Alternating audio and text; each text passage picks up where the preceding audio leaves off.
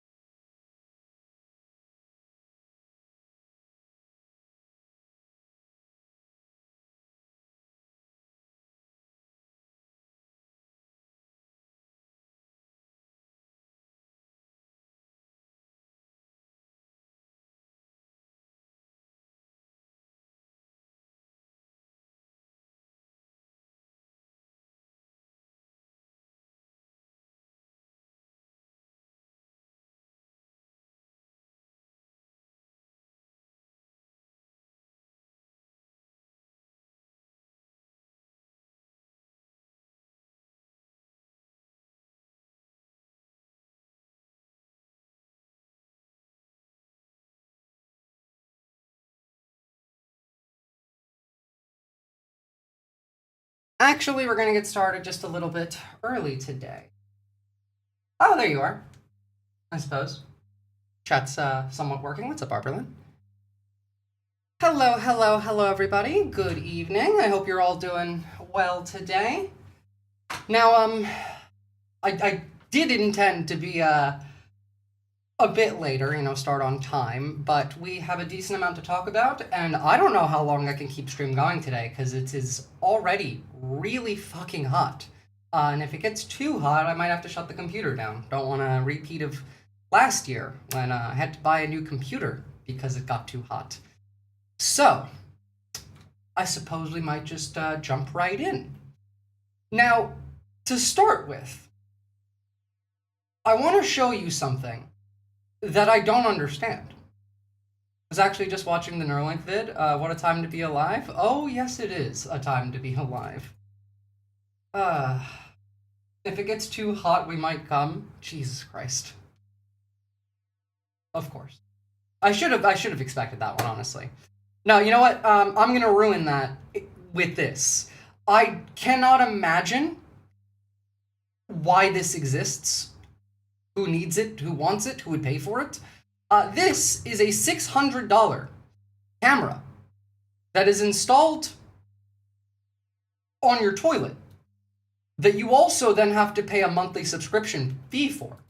Now, I don't know about you. I don't know why anyone would need to purchase a camera for their toilet. I don't know why you would want to spend $600 to buy a camera for your toilet.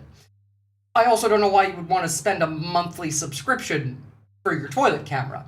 But, fucking insane that the company that sells the toilet camera can access the images of the user's poop and probably sells them. Yes, the service you can get for free from perverts. Literally, like, you can just, like, find Japanese dudes who'll do this shit for free.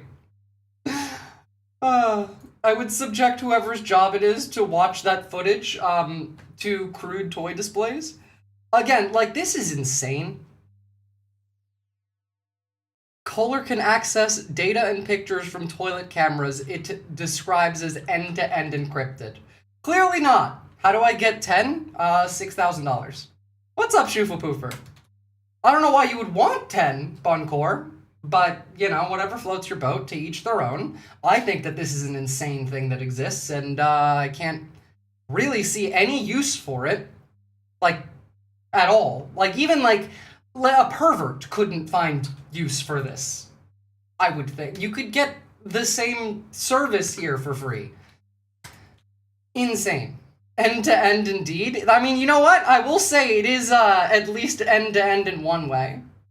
I want to show them my asshole a lot. Okay, you know what? That's fair. That's fair. That is the only, like, reasonable use for something like this, is to bully the company that invented it. What's up, Onyxander? Good morning. Now, we're gonna continue on with how is this reality with a post that is very sad. Breaking! 0 school shootings reported in the USA today. I reposted this saying, woo, USA, USA. And then, unfortunately, saw this part. Correction, there was a small school shooting in San Francisco. What is a small school shooting? Like, that in and of itself is a wild sentence.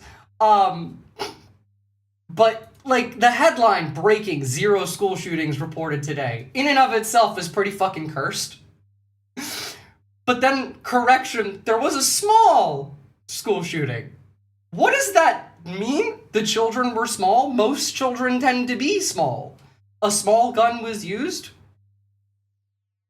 Maybe? You know what? I could see that. That I could make, you know, make sense. Please no small or big shootings, they're just bad. Yeah, it's a school shooting.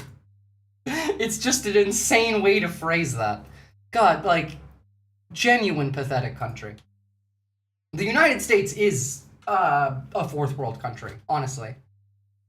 Well, you see, not a pre-K school shooting. That's a fucked school shooting.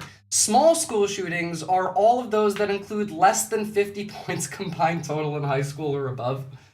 You know what? I could see that. I could see that being legislated, even. Like, God, we're a joke. Speaking of a joke, the FDA says that more than 1 billion bags... Sorry, not 1 billion bags. That would be fucking insane, actually. 1 million bags of shredded cheese sold at major retailers are being recalled because they may contain metal fragments. I'm gonna go ahead and assume it's not an edible metal like gold, so you might want to check your shredded cheese. Make sure there's no, I don't know, radium in it. Like, I can't imagine that it would be a metal that isn't radioactive with this government. Banning people from coming to this country is going to mean less and less when they don't want to come here anyway. Yeah, we're already kind of there, Shufa Poofer. Is it just a way to boost your iron levels? There's better ways to boost your iron levels, but I'm gonna go ahead and guess that this ain't iron either. There's always cheese in the Missouri caves. You know, that cheese at the very least isn't filled with metal. Uranium-enriched cheddar, only $5 a block. Don't give them ideas. RFK Jr. is gonna be like, we need to feed the children uranium to make America healthy again. To be fair, it's not that far off. I mean, he said pretty much that, but with asbestos, so. Sorry, my radium test strips ran out. Can we get a different metal? It's the sequel to the radioactive shrimp, true. You heard of raw milk? I've also heard of raw honey. That's a different kind of yellow cake. Yeah. Fucking open a bag of cheese to make pasta. Uranium. Cesium-237. I was gonna go with uranium, but yeah, no. Just cesium-237 in the shredded cheese.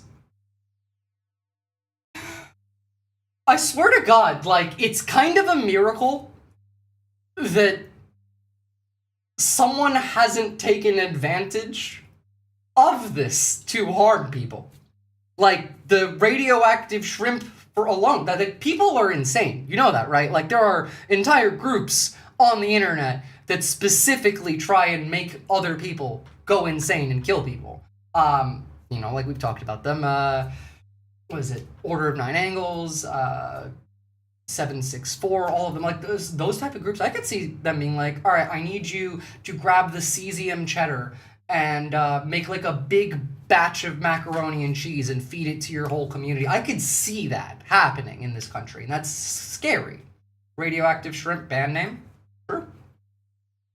I'm prepped to filter that from water, sort of. Based. Oh, okay. Fair enough. Now, speaking of, you know, metal in your food, in your body, as well as the plastic in your body, and all of the forever chemicals in your body, and also the asbestos in your body, is going to make you sick. You're going to need healthcare. What's the new way that we're going to go about doing that, right? You know, we're getting rid of Obamacare, people's health insurance subsidies are going up. What is the future of healthcare in America? Well, it's Bezos healthcare. They're empowering patients to become consumers again. Look, women make 80%. Empowering patients to become consumers again. That's not as good as it sounds, mate. Oh, hello, welcome Raiders. Thank you for the raid, Zachap. Big shout out. Massive friend of the channel. Welcome in, everybody. We just started. We're talking about how America is a fourth world country, a fifth world country even. We were talking about how there is metal in over 1 million bags of shredded cheese that is now being recalled. We were discussing what kind of metal, you know, maybe it's cesium, maybe it's plutonium, maybe it's radium. I seem to not think that it's gold. And then we were talking about, you know, health insurance, because, you know, metal in your cheese, plastic in your body, arsenic in your, I don't know, food, asbestos in your cosmetics, you're going to need health insurance. And we're changing the whole healthcare system. We're getting rid of Obamacare. So we got to learn how we're going to get healthcare now. Well, it turns out it's Bezos healthcare. And really, the first thing that this guy says is pretty fucking, I don't know, saying the quiet part out loud? Insurance coverage, empowering patients to become consumers again. Look, empowering patients to become consumers. You don't want patients to be consumers. Those are different things. A patient is somebody who is in need of health care. A consumer is someone who wants to buy things. Oh, by the way, the metal cheese being this, if you want to have a look at it, I'll link that in the chat so you guys can take a look in case, I don't know, your cheese might have some metal in it. But continuing on with the Bezos healthcare. Jeffrey, a name you can trust. Exactly. Free breakfast banana? Make 80% of the healthcare decisions for families. And by empowering them, by showing them prices and putting money in their pocket, rather than asking, does my insurance coverage cover this or not, it's going to start bringing prices down. But there's more to it. We do need some type of reinsurance pool to take care of the high-risk people. We would like to have association healthcare plans. We're saying Amazon or a Costco, someone like that, could sell health plans across state plans and use the power of bringing lots of people together as well. So it's not one silver bullet, but there's lots of things we can do to help bring the real cost of healthcare down, not just floating it to the... Well, patients do consume labor and resources. We want patients to be consumers, just sad that we assume that they should pay. Well, like, that's the thing, right? The word consumers in this context is based in the assumption of buying things. It's not like the literal definition of what consuming the labor and the resources is. We think of it in our modern society as like just, you should buy more things. You should be a shopper, a slave to the system. Yeah, I feel you. It's playing with the words. It's kind of like what we talked about yesterday. The way that somebody talks, it's really clear if they're bullshitting you. It's pretty easy to tell. If they're saying the sentence bluntly, like concise, clear, direct, then they're probably telling the truth.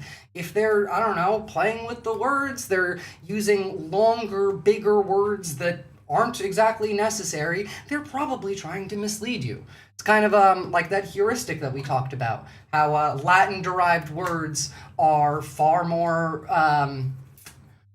utilized for lying, manipulation, and trying to sound fancy and smart over Germanic-derived words, which we have the same words in the English language for both. You know, horseshit versus misinformation. Misinformation is the Latin-derived version of saying it. It sounds snooty, whereas you could just be like, that's fucking horseshit, and that is the Germanic way of saying it. There's a difference between the two. Thank you for the sub. Very much appreciate that. I would push back a little on that strict heuristic because a lot of smart people like you use those words. Well, like, obviously it's situationally dependent, and it's really up to you to determine whether someone's bullshitting you. Media and politics are generally where you would see that kind of manipulation coming out of that. If we're talking about science, most science words are based in Latin, so that's not exactly the same either. But, like, obviously, like, there is exceptions to every rule. But, moving on. Continuing with the United States as an 8th world country, we have officially joined the club of countries that deploy Shahed drones. Yep, the US has deployed a Shahed 136 clone to the Middle East as a warning to Iran. The US possesses long-range one-way attack drones at all of its major at all is a major development, but deploying them to flip the script on Iran is an even bigger deal. No, this is embarrassing. We are America. We could have Bayraktars. Why are we using Shahed drones? The only countries that use Shahed drones are Russia, China, North Korea, and Iran. Do we want to, like, that's the aesthetic that we're accepting here. Now you could argue Shaheds are far cheaper. I would argue back, America claims to be the richest and most powerful country in the world. I don't think that should matter if that were the case. Now, obviously, that's not true, and it does matter. It's just, I don't know, an indication of the direction we've been headed in, and we're going to have a lot of that one today. We were 4th world yesterday, now we're 8th. Fuck, yeah. Modern war is nuts. It definitely is. You can just ask the Russians. Now, speak specifically, this is an AI video. I hate AI, by the way, but the only ethical use of generative AI is to make fun of bad people with it. And honestly, it's kind of accurate to how the Russian military works. Лапин, иди технику принимай, с самого генштаба прислали. Так точно.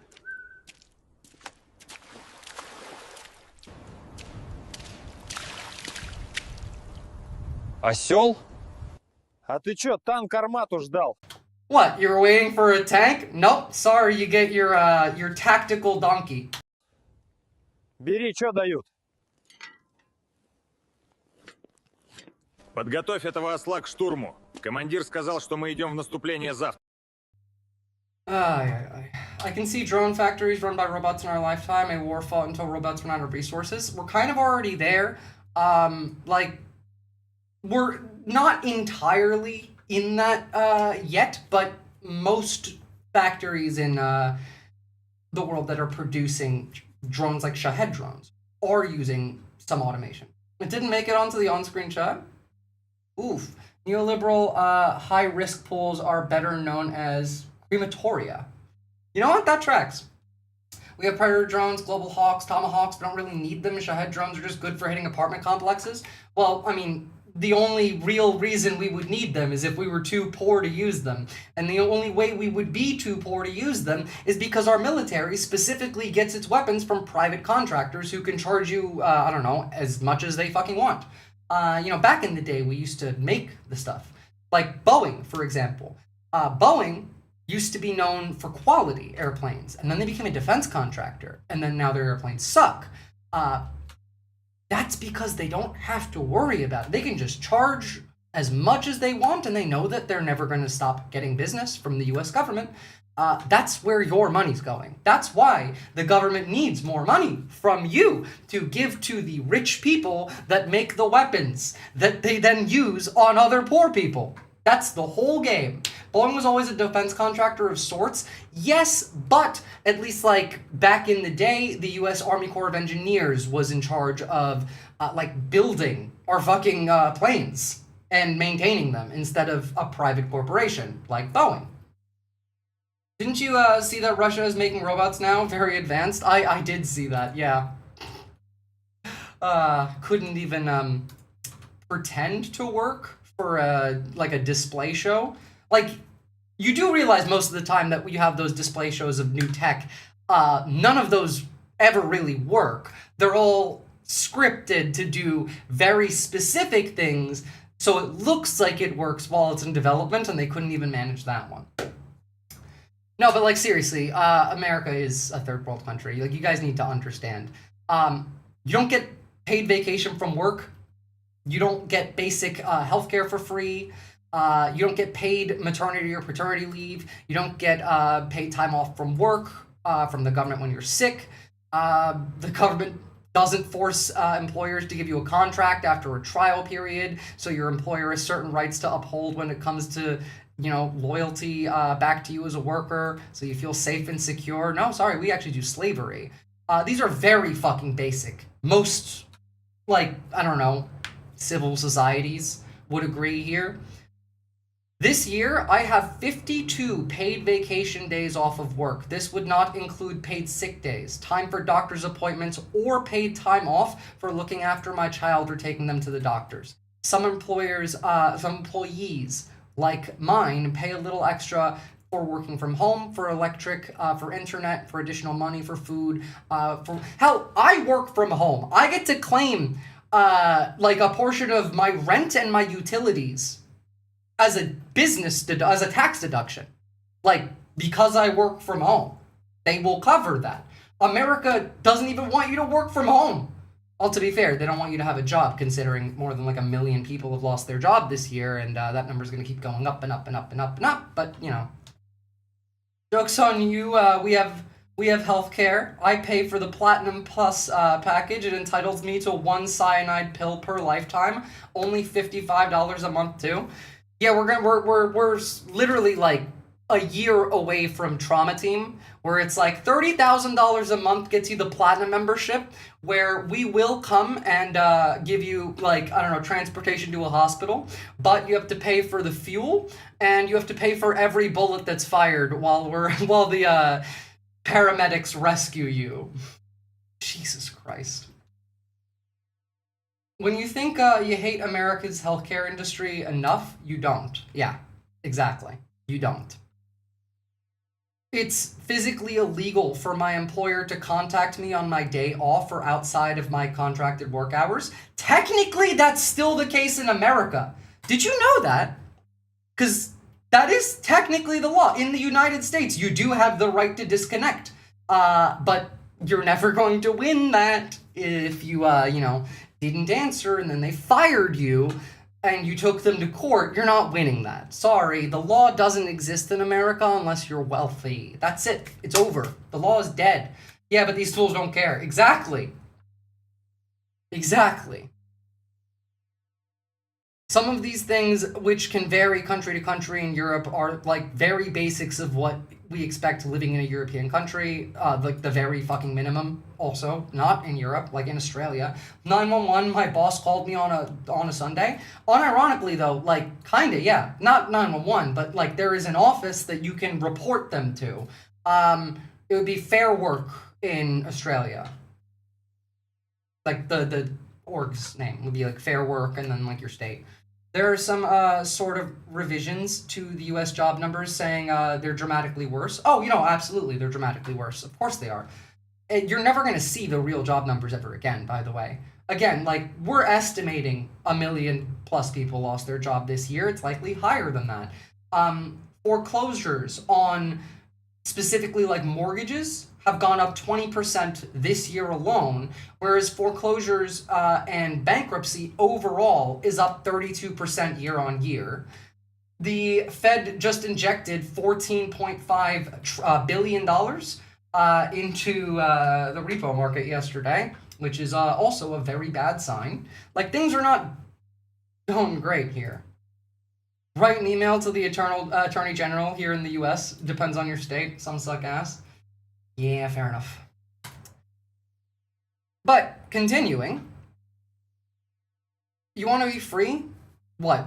So you could have, like, guns? Is that freedom? To protect yourself from literally nothing? You can't shoot, think about that, right? You have guns in the Second Amendment to protect you from government tyranny.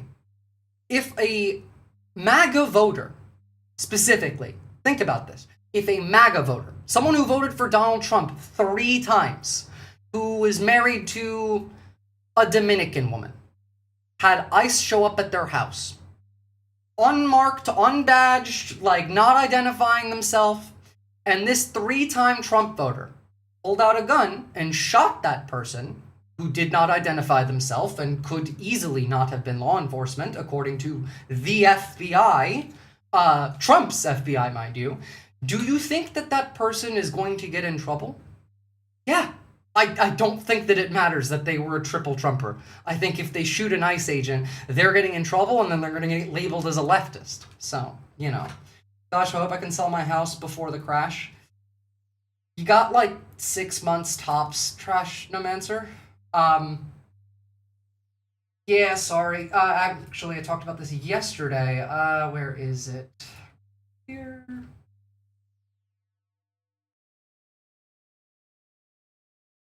Aha, yes, here we go. U.S. Housing market is going to face a price correction worse than 2008, according to housing analyst Melody Wright, who expects home prices to drop in half as soon as next year. Mind you, this would also impact the global housing market. But right now, we're already worse off than 2008 during the whole, like, subprime mortgage crisis. So, you know, they absolutely will. Radical leftist, Marxist, communist, absolutely. Apparently, all you have to do is tell Trump you were smuggling coke and he'll pardon you for everything. Well, you do have to also pay him. Like, the pardon was bought, chat. What you mean, a trans Antifa terrorist? Joke's on you, that person was a leftist the whole time. I forgot Transiva was a thing. So giving rich people more money didn't fix anything. I hope we learn this time. Well, you know, this is like the 5th decade in a row that we haven't learned that, so. Real job numbers stopped under Reagan, or some such. They're more like 24.5% unemployment, not 4.5 like the official numbers. Well, also, yeah, like that official number is not counting like underemployment as well. Oh, holy crap. Thank you, Alex Gallagher. Hell yeah. Now, continuing on. You don't have freedom. There is no freedom in America. I say these things above so Americans know what you should demand from your leaders, because none of the above is taught to you. These are all basic fucking things that you should have guaranteed to you. And yet in this country, we talk about whether people deserve to eat. Like, genuinely, that's a conversation that was had on this channel like a month and a half ago. For education, America is 13th in reading, 18th in science, 37th in math among 79 countries. College debt is over $1.7 trillion. The average borrower owes more than $30,000. America has the highest incarceration rate in the world. You have around 25% of the whole world's prisoners, with only 4% of the global population. Over 2 million people are currently in prison and enslaved in the United States because slavery is built into the Constitution for prisoners. You have the most expensive healthcare system globally. Mind you, you're also exporting that. The UK just agreed to pay, was it 25% more for pharmaceuticals in exchange for tariff relief from the US? you're also trying to fuck Australia's healthcare, so, you know. The US has higher infant mortality and lower life expectancy than many developed nations. 1 in 7 American children live in poverty. 11 million children. 90% of the wealth is 1% of people. There are 1,355 people who have trillions of dollars. They will grind you to dust and sniff it like cocaine. We're number 1 at being a shithole place to live. Yeah, it's gonna be a struggle. I'm broke. The house is unfinished, run down. Like, yeah, good luck. Okay. Good God. The cold part is I think that these numbers are being generous too. They are being generous. The Constitution is a liberal myth from what I keep hearing. It's not a liberal myth, Alex Gallagher. It's actually interesting. The Constitution is the one thing that I agree with the right on. They are correct in how they view the Constitution. The Constitution was written to create a white ethno-state. It was not meant for this. That's why we had the Civil War. That's why we call that the First Republic, and then after the Second Republic, because different country after the Civil War. Yeah, but those 1,000 people make jobs and they also need one more house. Yeah. The land of the free have millions of people in prison slavery. True. Seeing doctors buying prescriptions in Germany is literally cheaper, 100% out of pocket, than the copay with super good insurance in the USA. My parents literally fly to Turkey for just basic healthcare. It's cheaper for a round-trip international flight for basic healthcare in any fucking country other than America. Constitution tells us what we're supposed to get. We can change it. What's in there are things that they can't lie to us about and say we don't deserve. You say that, but they do it every day. Free breakfast banana. So, you know. I just want healthcare. Can you afford healthcare? You shouldn't have to. Like, afford healthcare. The irony calls itself the land of the free is more people enslaved than anywhere else. Kinda, yeah. I gotta hurry up and get my Irish citizenship. True. Fuck out of that country. That shithole. Speaking of the shithole, MyPillow CEO Mike Lindell files paperwork to run for Minnesota governor. Minnesota, please make it so that in that election, Mike Lindell needs to bite down on a MyPillow as he's getting reamed from the back. Yeah, no, the Constitution is a living document. I fundamentally disagree with the premise. Well, like, how it's meant to be and what it actually is today are two different things.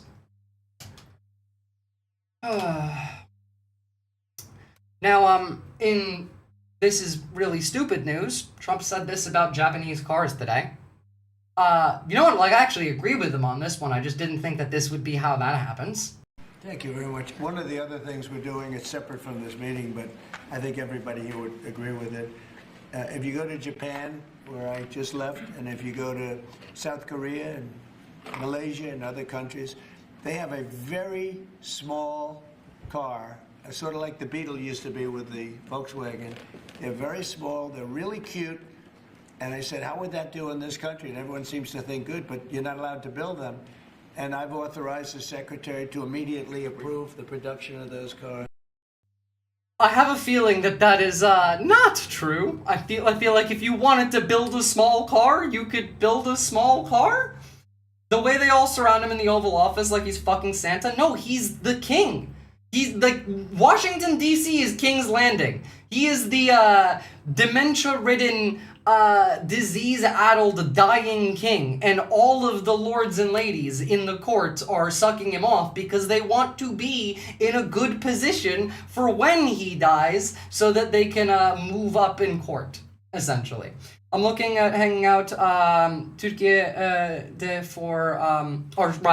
waiting for visa hassles get straightened out. And Ozempic might be worth looking into while I'm there. Honestly, yeah, great place to vacation, by the way, in Turkey. Speaking as someone who's both lived there and vacationed there, sucks to live there, nice to vacation there. Also, if you're moving, like if you're going from the US there, you're gonna have a great time because your money is like times 40. Hold on. Actually, let me see what 1 USD to 1 Turkish lira is. It's actually 1 US dollar is 42.5 Turkish lira. Now, like, they also have inflation, but the inflation is not going to outpace your money being times 45 it's worth. Trump likes smaller, younger cars. That's the good one, Shuvopoofer. Holy shit. Americans are just too stupid to buy sensible cars. That's true. In fact, it's far cheaper to be driving small cars. If you have 2 small cars collide, both cars will have far less damage to both the cars and the passengers. If you have 2 big cars, 2 big baby killer fucking SUVs ram into each other, both the occupants and both vehicles will have more damage. So, and God forbid you're in a small car getting hit by one of those, because then you die and they don't. I say I'm trying to avoid Suburbans in my Honda Fit. Personally, I just fucking hate cars. I hate American cars the most. We need a really big dragon. I need 3 dragons, and I can solve all of this. Royalty sucks. I hate it. True. We did literally fight a war over it in America. We had a revolution over taxation that didn't also provide representation, which is also a thing that is happening in the US today, and also to get away from the king, who kept stealing your money. We literally fought a revolutionary war. Well, actually, to be fair, the revolution and the Revolutionary War are not the same thing either, because the revolution predated the war, and the war was not the revolution. We just conflated the two afterward, and we just never stopped, so, The actual revolution was much closer to the ideals that we hold. It just got co-opted by the Revolutionary War, and then we just forgot. So he's so the king that Elvis is coming down from the UFO to hand him the crown, a jumpsuit, and some platform shoes that he's already too tall to need. Makes sense. I need an old dragon and a young dragon. Yeah. Our tax money was allocated and Elon took that away. What we allocated it for, we got robbed. They hacked the government. That was literally Doge's only job, was to hack the government and rob you. And also, rob your data. Not just your money, but also your data. That was their only job. Said it from day one. So you. Now, continuing on with stupid shit from today. Man is a child. It says you have to look at combustion engines. Biden and Buttigieg actually did an analysis using... Edge. Edge, I'm sorry. I don't know why that's funny. Boot to edge. You couldn't you could have made a funnier joke. I don't know why these people act like this.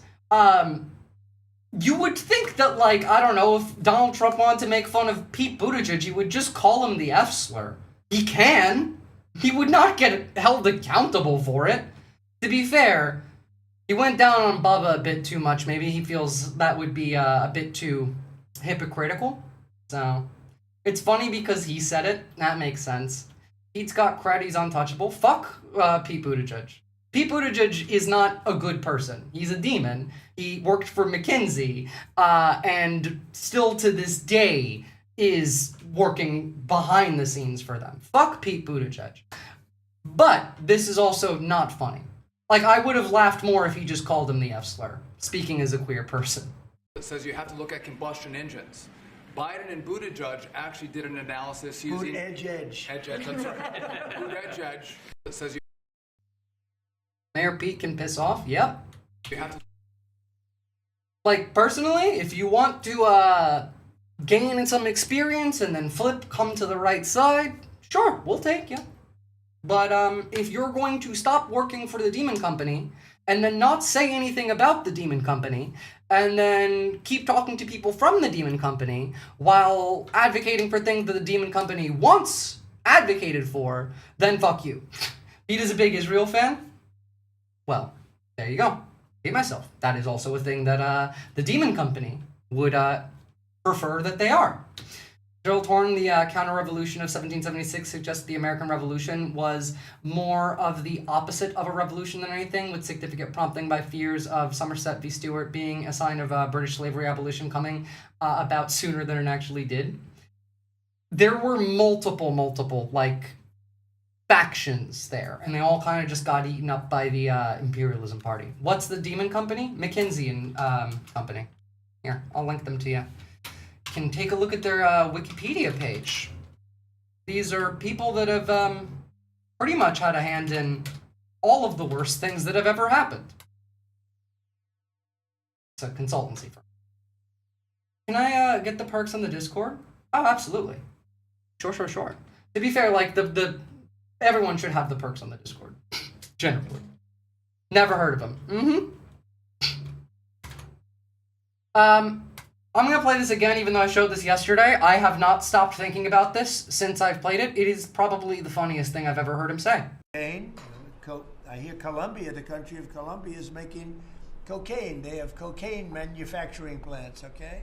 And then they sell us their cocaine. We appreciate that very much. But yeah, anybody that's doing that and selling it into our country is subject to attack. The man is so fucking funny. We really appreciate the cocaine that you make and sell to us, but I'm gonna bomb you anyway. I learned about McKinsey recently. The world really is run by consultancy firms. Yep.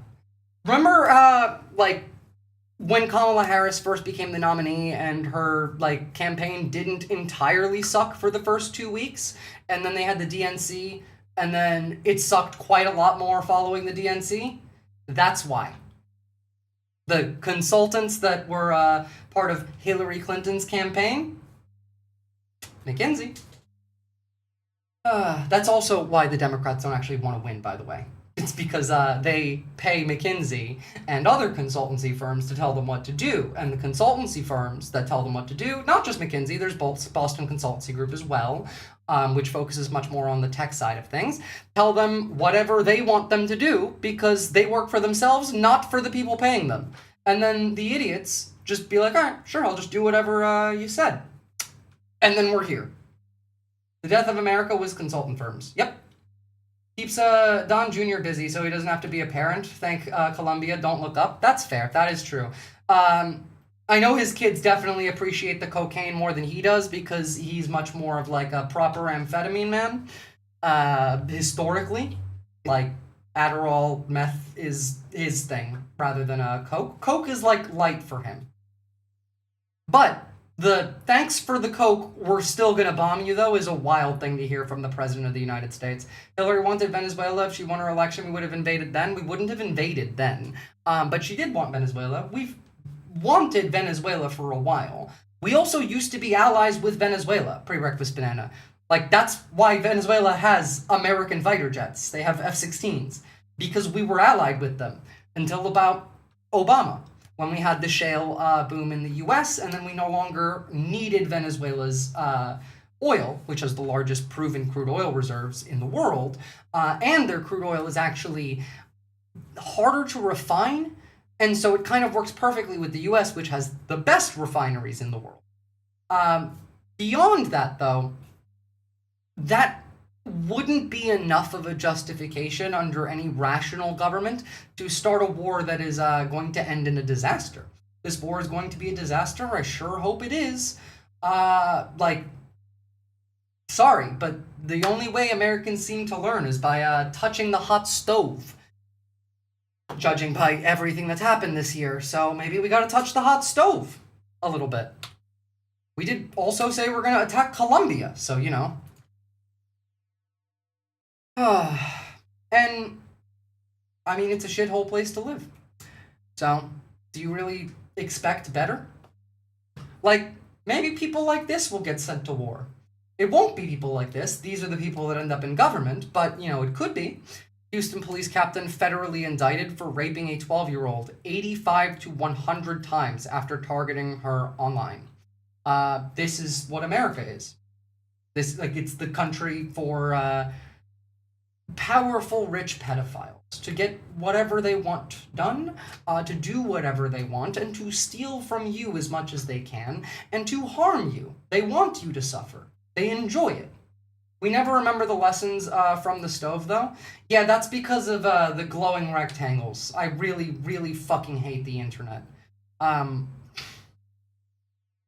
outside more. Talk to people in person. have the stove touching happen around other human beings that, I don't know, like you regularly engage with, that you interact with, you have to trick your brain into remembering it.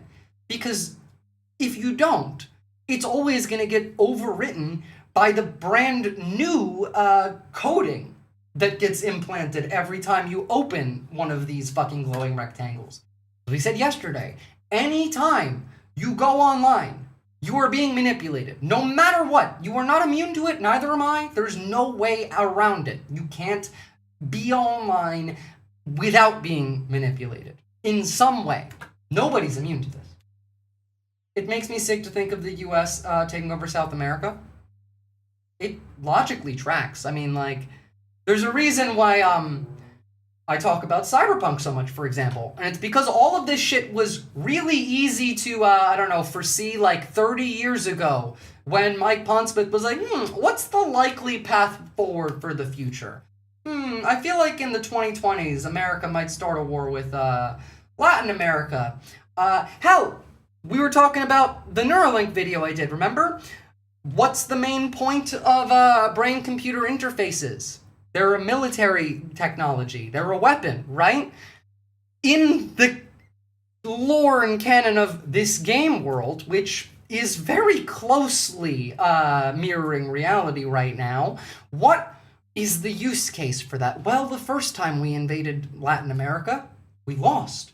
But the companies didn't care because they got lots of combat data. They got real-time stats from their new tech, their new toys, their new weapons. This doesn't just apply to implants like BCIs, like Neuralink. This also applies to AI, to Palantir, to drone tech, to all of the new military shit that we're creating right now. We have to test these. We need real-time combat data to improve them. That was the benefit of the first Central American War in that game's lore. And then we did it again the second time to actually get what we wanted. Can you possibly see a scenario like that? Maybe not one-to-one, but close, playing out? Yeah, absolutely. I can't think of any other scenario playing out. Again, the reason for invading Venezuela isn't oil. Oil is a bonus. Oil is a plus. We want their oil. We want their resources. That's not the only reason. Hell, if we only wanted that, there were far better ways of doing that. It's the goal of imperialism. It's the goal of moving us away from maybe having to fight Russia in Europe or China over Taiwan. It is also about slavery. It's complicated. And it's also, to be clear, it will always be this as well, about just hating brown people. Some insane shit today. Like, some days the man is extra Hitlerite. It seems like the last couple days he's been. Well, his police chief is also saying I wouldn't be proud to have the largest Somalian. Look at their nation. Look how bad their nation is. It's not even a nation. It's just people walking around killing each other. Look. Fucking ironic to talk about another country as not a nation. It's just people walking around killing each other. When I started this stream off with breaking 0 school shootings reported in the US today. Correction, 1 small school shooting reported in the US today. And you have the nerve to be like, that's not even a real country. It's just people walking around killing each other. These Somalians have taken billions of dollars out of our country. Well, his police chief is also saying I wouldn't be proud to have the largest Somalian. Look at their nation. Look how bad their nation is. It's not even a nation. It's beyond that.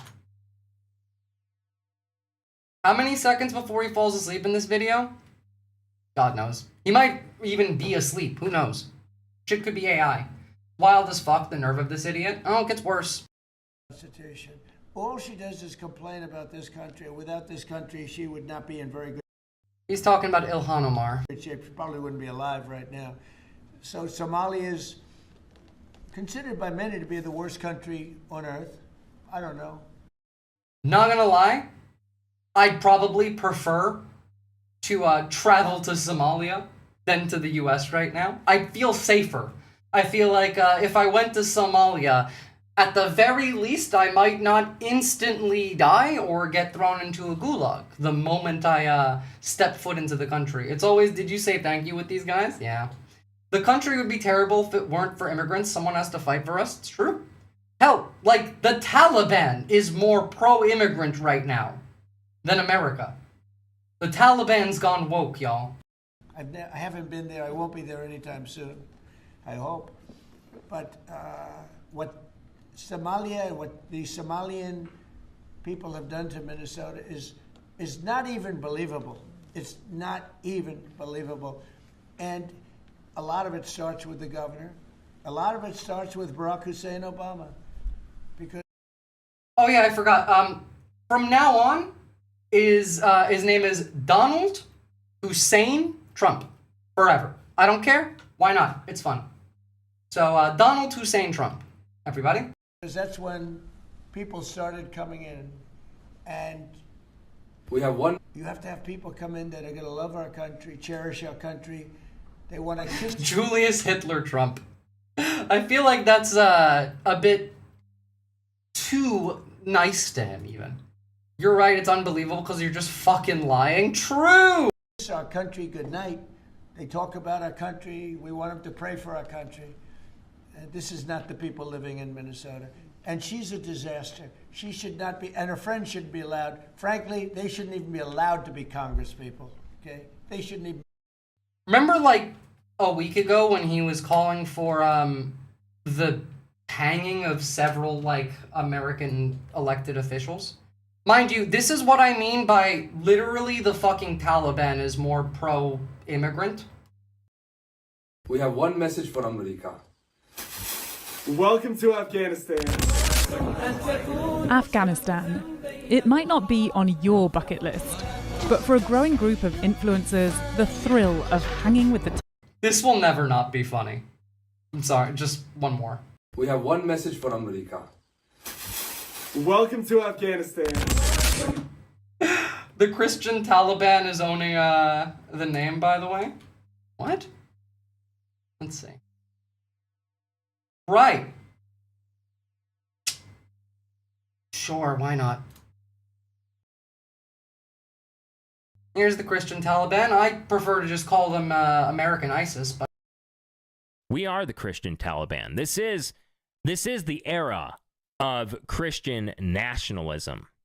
Christian nationalism is on the rise and people are thirsty for it. They are...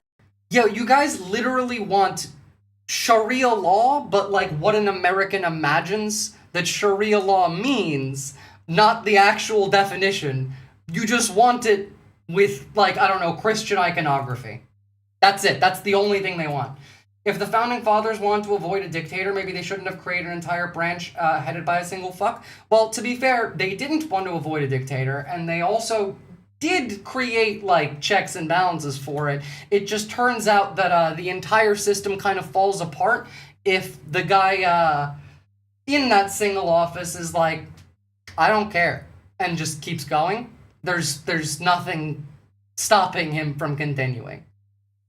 Now, after all that talk about, you know, Somalians, we have new ICE raids starting in Louisiana and in Minnesota. Here's Jacob Fry talking about Minnesota. Almost all of the Somalis that are in Minneapolis. Christians love pwning all the non-Christians. They just want the more crusades, bloody Jesus purges. It's sick. Well, I mean, to be fair, those aren't Christians, pre-breakfast banana. Those are as Christian as ISIS is Muslim or Israelis or Jewish.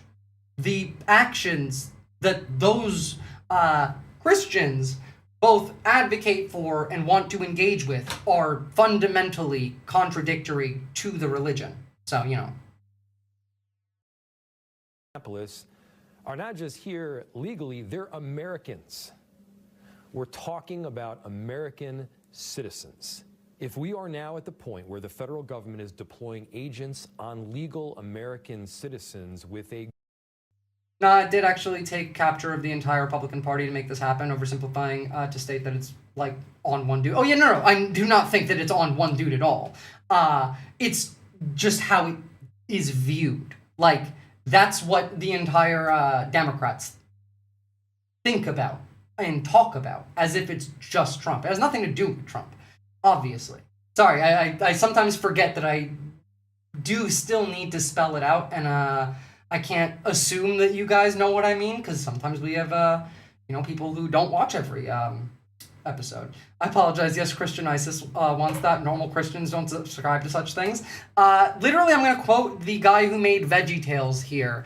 If your definition of Christianity only involves the version of Jesus where he has mouth swords, then you've missed the point of more than just Christianity.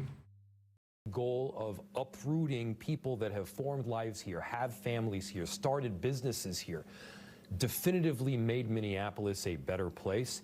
Everybody should be speaking out. Almost all of the Somalis that are in Minneapolis... Oh, I agree, your boy John Doe. Omar Fateh should have won. But, the point here is, just the attack on the Somali community, the new ICE raids in Minnesota, as well as the new ICE raids in Louisiana. Also, I support this man in Minnesota. And I do love that this joke went over the people in the comments' heads. Yo, Minnesota was promised to us Somalis 3,000 years ago. And if you disagree, you're an anti-Kushite bigot and you need help immediately. Also, if you read Genesis 12:3, it says that those who bless Somalis will be blessed, and those who try to harm them will bring harm upon themselves. I didn't say that. Genesis 12:3. Just saying. Full support. Yeah. Gotta support Somalia. Minnesota was promised to the Somalians 3,000 years ago. Who am I to judge? That dude fucks? Hell yeah. Hell yeah. The satire, though, went over so many people's heads, and I imagine the people whose heads it went over are this kind.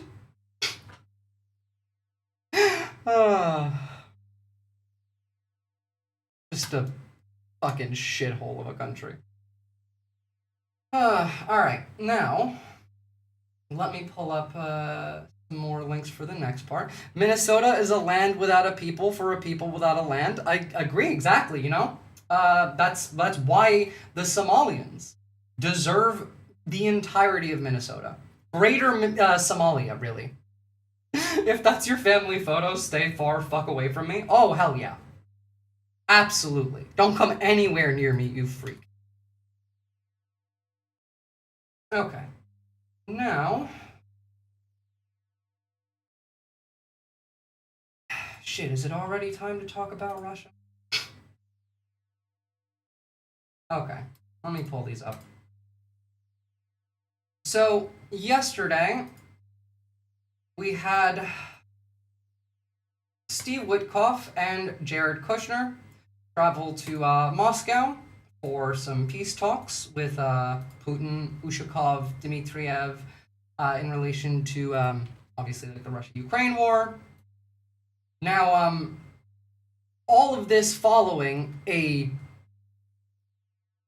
insane series of events that began with a peace plan being put out by the United States that was literally just the Russian plan. So, peace talks. Yeah, literally. We named our kids Justice and Hammer after Cock and Freedom, better known as Smith, Wesson, and Hammer, the dad in that pic. You know what? That tracks. Damn, and both the Minnesota DNC and Tim Walz for retracting their endorsement while refusing to address the inside racism pitted against Fateh. Well, obviously, of course. As I've said before, the entirety of, Western civilization is kind of built on the premise of Islamophobia that traces back to the literal Crusades. A lot of stuff is built on that specific idea. Alright, before we talk about Russia, though, I want to show you something that I hate a lot. I hate this in every way imaginable. I want these taken out behind the shed, and I want them each given the old Yeller treatment 6 times.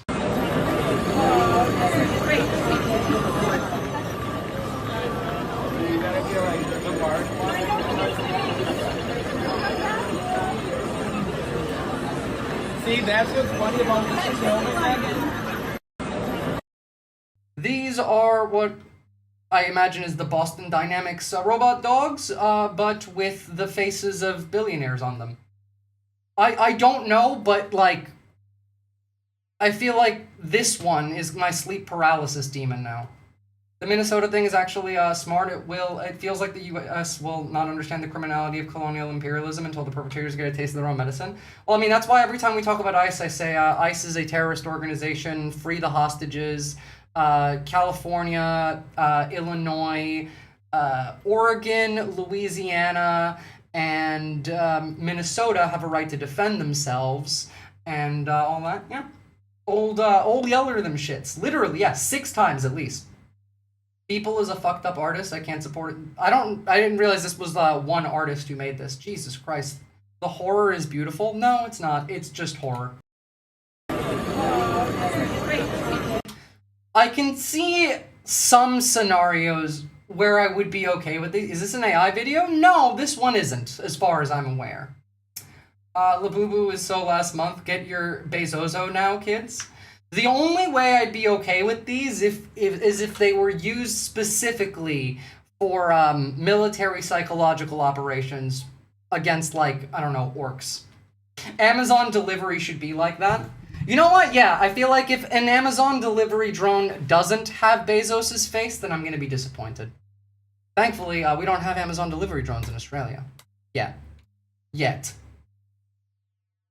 Alright, let's talk about Steve Witkoff and the insane shit with the Russians that's been going on. Target practice, that's a good answer as well, yeah. Well, let's bring in our correspondent in Kyiv, Gulliver Cragg, now to talk more about this. Hi, Gulliver. So just bring us up to speed with how Ukrainians are reacting to these revelations. Well, to Ukrainians, perhaps they're not so much of a revelation as to other people who haven't been watching this so closely, because for a very long time, Ukrainians have suspected. God, I love that framing there. Yeah, this isn't much of a revelation to anyone who's been paying attention. Anyone could have guessed that, you know, Witkoff is not actually working on behalf of Ukraine. Shit-eating Bezos drone has my vote, true. That Steve Witkoff was working for the Russians. Every time he meets with Vladimir Putin, he seems to come away repeating Russian narratives. So some people thought that he was quite deliberately working for the Russians. Others perhaps thought that he was just what is known as a useful idiot with the... Well, we actually know now that it's not that he was a useful idiot. He was actually working with the Russians. Bagman, actually. The reason, obviously, as I stated over a year ago, that the US under Trump is more closely aligned with Russia is not because, you know, Russia blackmails Trump and, like, they own him. He's not a Russian agent. He loves Russia. They are both fascists. His beliefs and his desires align with the Russians. The corporations align with the Russians' goals. They want money, imperialism, war. It suits their purposes to align with them.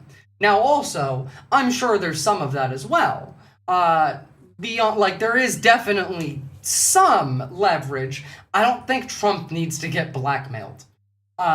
In fact, I don't think he's getting blackmailed at all, and I can prove it. I can prove it with Epstein and with Witkoff, actually. Take a look at some of these documents, for example. Russia gives him money. Trump's kid said so. Oh, yeah, but, like, that's not why they do it either. They also give, like, Trump's kid money because they have business deals. It's the business deals. It's the, like, alignment in end goals.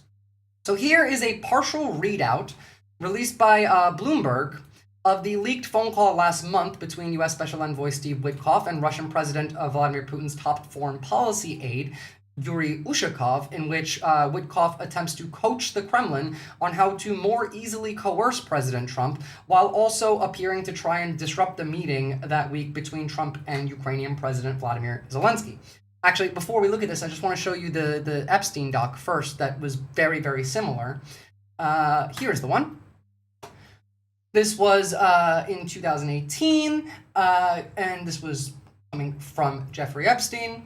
I think you might suggest to Putin that Lavrov can get insight on talking to me. Vitaly Churkin used to, but he died. Throbjorn Jaglan then responded, I'll meet Lavrov's assistant on Monday and will suggest, thank you for a lovely evening. I'll come to UN high level next week. To which then, Epstein replies, Churkin was great. He understood Trump after our conversations. It's not complex. He must be seen to get something. It's that simple. And it is. It is really fucking simple. This is not rocket science to figure out. In fact, I'm kind of going to lay it out for you right now. But here's the partial readout. So starts with Witkoff saying, Yuri, here's what I would do, my recommendations. I would make the call and just reiterate that you congratulate the president on this achievement and that you supported it. You supported it and that you respect that he is a man of peace and that you're really glad to have seen it happen. So I would say that. I think from that it's going to be a really good call. Literally just coaching on how to best suck the president's dick. Because let me tell you what I told the president. I told the president that you, the Russian Federation, has always wanted a peace deal. Sure, yeah. Literally, the people who constantly talk about nuking Europe and specifically genociding Ukraine want a peace deal. That's my belief. I told the president that I believe that. I believe the issue is that we have two nations that are having a hard time coming to a compromise, and when we do, we're gonna have a peace deal. Does he believe this, by the way? Can someone explain to me? That's the one part of this that I can't understand.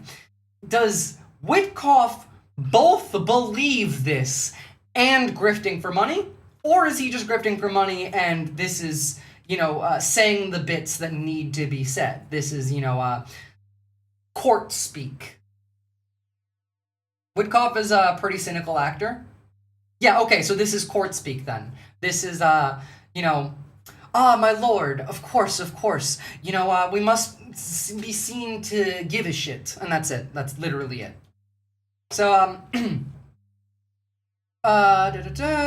I even thinking that maybe we set out like a 20-point peace proposal, just like we did in Gaza. We put out a 20-point Trump plan together. That was 20 points for peace. I'm thinking maybe we do the same with you. My point is this. Yuri then responds, okay, my friend, I think that that very point our leaders could discuss. Hey, Steve, I agree with you that he will congratulate. He will say that Mr. Trump is a real peace man and so, and that he will say this. I assume that's about, Putin. Russia is hurting. They can't afford the war. Arm Ukraine and it's done. Well, it's not that simple. But, yeah, kinda. Because China won't support that. Because they need to focus on their own war. Now, there are Chinese and North Korean, volunteers and soldiers training in Russia. Russia could keep this going for quite a long time, actually. It depends on how Europe responds, but Europe isn't enough. America needs to jump in. Europe is continuing to arm Ukraine. Was $500 billion more today that they just pledged. It's not enough without America. And also, it's definitely not enough without America and Turkey. And we got no fucking idea which way Turkey will go. Turkey is the largest military in NATO outside of the United States, and is the largest military in NATO that would be involved in a fight against Russia, because America has said that they will not be. And NATO leaders have also admitted to planning accordingly for no U.S. help. And I don't know, Turkey could go either way. Hell, a Russian tanker just got blown up that was owned and operated by a Turkish company, who then after said that they were going to stop working with Russia at all. But, tanks are depleted. Russia is building new war factories, at least existing arsenals heavily depleted. They need to rearm. It's not true. It's not true. The tanks were depleted. They've been rearming. They don't send tanks to Ukraine. That's why they're not depleting them.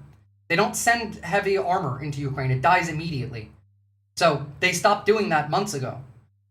They've been building more and also not sending any. That's why they're sending motorcycles and donkeys into Ukraine. They're talking about Europe and rearming for Europe. Side-eyeing that 20-point peace plan? Oh, yeah, you should be, because wait till you hear what it entails. It's pretty disgusting, actually. You know what? Let's take a listen to Preston break down what's in this peace plan for a second.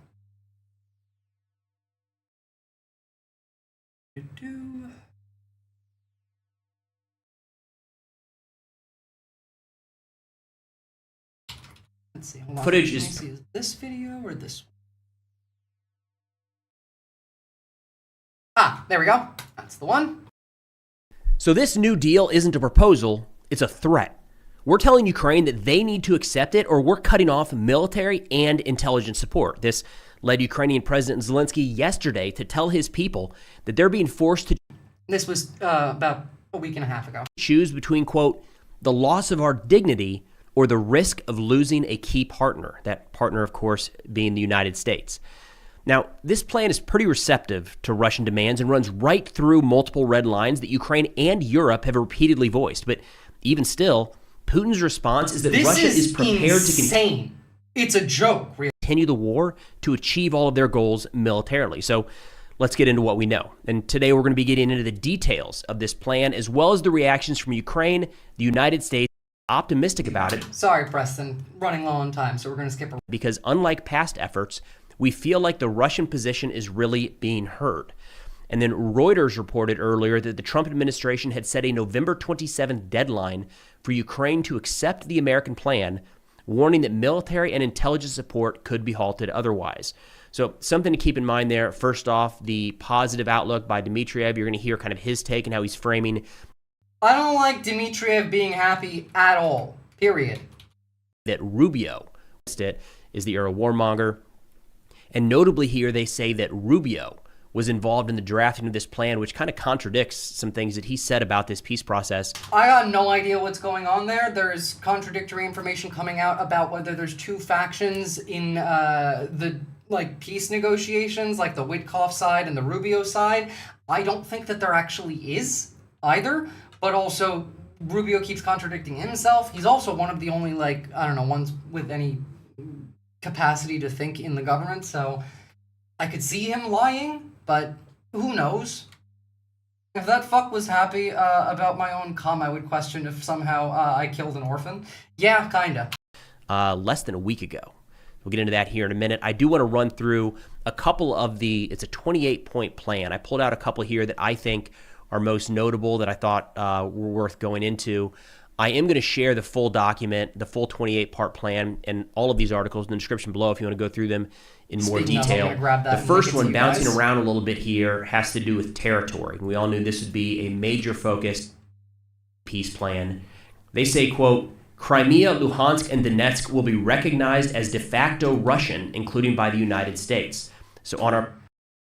Starting off, obviously, continuing with the initial demands from, the last one, the one that Ukraine already rejected. Ukraine already rejected this slop too. Yeah, they did, but then there was more negotiations today. We're going to talk about what came from that. So far, nothing, but America seems a bit happy, so that's not good. Map here, deep state map with the orange and red being territories. Donetsk is one of the demands. Donetsk isn't even occupied entirely. Donetsk is where most of the heaviest fighting currently is taking place. In Donetsk, in the last month, in the last 30 days, just for the attack on Pokrovsk, Russia has lost more troops in that battle in the last 30 days than the full 10 years they spent in Afghanistan. I'm not kidding. In the last month, they lost more troops trying to take Pokrovsk than the entirety of the time the Soviets were in Afghanistan. Orange and purple, currently occupied by Russian forces. So we've got Crimea down here in the south that has been taken by Russia since 2014. Let's see, we've got Luhansk and Donetsk. So Luhansk up here in the most easternmost oblast in Ukraine. I think all of it now is held by Russia. Maybe there were some small outlying portions.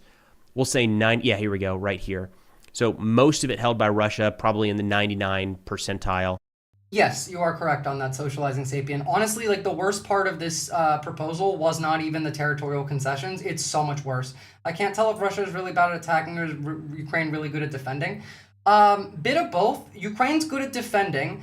Russia isn't necessarily bad at attacking. It's just how they do war is like orcs. Like their whole thing is throw a sea of people at it until they win. Like, I don't care how many of them die, some of them will make it through. It's not incompetence, it's cruelty. However, they also say Donetsk. So right here, you'll see this is where the battles for Pokrovsk, Konstantinivka, Slavyansk, Kramatorsk are all playing out right now. This is territory that, according to this new peace plan, Ukraine will be ceding to Russia. Ukraine was not going to accept the deal as put forward because it couldn't have. Because Ukraine accepting this deal would require them speaking for Europe. Because part of this deal is that no country can ever attain NATO membership again, which is insane. It also was demanding that Russian and Chinese soldiers are the peace guarantors. This will be... Oh, and also that no coalition of the willing. Referred to by the United States as... Imagine someone asking you to concede 20% of your territory. The equivalent of this in America is if America was being demanded to cede Florida, Louisiana, Mississippi, Alabama, and part of Texas. Like a good quarter of Texas. That's what the equivalent of this is. Probably like another state in there too. I don't know if I said Missouri, but yeah. Russian territory. A key note here in Donetsk, they say Ukrainian forces will withdraw from this portion here that they currently control, and this zone will be considered a neutral, demilitarized buffer zone, internationally recognized as territory belonging to Russia, but Russian forces will not enter this demilitarized zone. If that sounds a little bit ridiculous and crazy and probably not something that you would like to trust or feel like you could trust, you're kind of getting the idea of what this whole proposal is going to look like. So that's Luhansk, Donetsk, there, and close enough. And Crimea. Moving over here to these other two territories that are currently contested, Kherson and Zaporizhia. So get the names on the map here. Kherson a little further to the southwest. Zaporizhia. Let's see these actually. You know, kind of like Georgia, Socializing Sapiens. Suddenly, they're using World War I era chemical weapons on peaceful protesters. That's what happens. Pop up on the map. So Kherson here to the west, Zaporizhia a little to the east. These will be frozen along the line of contact, which also mean de facto recognition along the line of contact. They say Russia will relinquish other agreed territories it controls outside of the 5 regions. So real quick, Zaporizhia, this area to the north would be controlled by Ukraine, with the line of contact being the de facto international border, I guess it sounds like. And in Kherson, that border would be right along the river. So, like, literally the parts of Ukraine that they're like, fuck, we don't have the manpower to try and take this while we're still focused in Donetsk. So that's the concession from Russia. Now, in terms of what Russia would be handing back, it sounds like maybe a little bit of territory here in Kharkiv and in Sumy. So specifically the places where Ukrainians are liberating. They're just like, fuck it, you can have that. We're not going to fight over it. Sure. These are just little buffer zone strips that Russia tried to take about a year ago, a little less when it comes to Sumy. So not a lot of strategic importance to either one of these. It sounds like those under this plan would be returned to Ukraine. Now, bouncing back through this peace proposal here, they say that number 3 is that it is expected that Russia will not invade neighboring countries and NATO. Buncor, I will give... Yeah, you know what? You already included Alaska. Good for you. Smart. One step ahead of me. Throw in Utah, too. Just for fun. Because fuck Utah. Will not expand further. First off, kind of crazy that we have to put into a peace proposal, hey, the illegal invasion you guys carried out, you can't do that again, right? You're going to agree to not do that again. Russia said, yeah. Remember that this illegal invasion followed, Russia signing a piece of paper that's saying, hey, we promise we'll never invade Ukraine if they give up all of their nukes. Because that sure worked the first time. No problem. We'll just for sure. We'll agree this time. This is awful. The NATO piece here, like the fact that Russia, we are confirming to Russia that NATO will not expand further is incredibly broad, vague, and to be blunt, it neuters the alliance. It's a promise that we're not allowed to make. Socializing Sapien, I'm running for president on the platform of I will be a dictator for one day.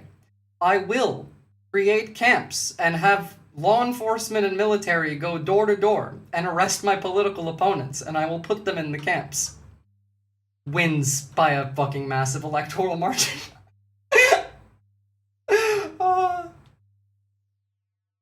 Genuinely, like, why not? Give it a go. No, I'm saying me doing it. Like, think about that. Could work. It worked once. It worked for the other side. Could work for us.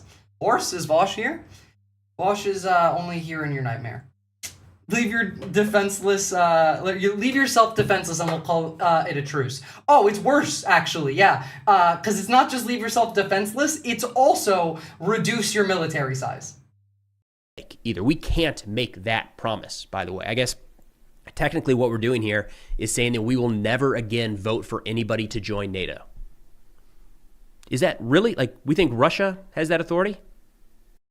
If we agree to that, by the way, as long as we have an administration willing to, I don't know, not go back on their word, then no one can join NATO because NATO requires unanimous consent.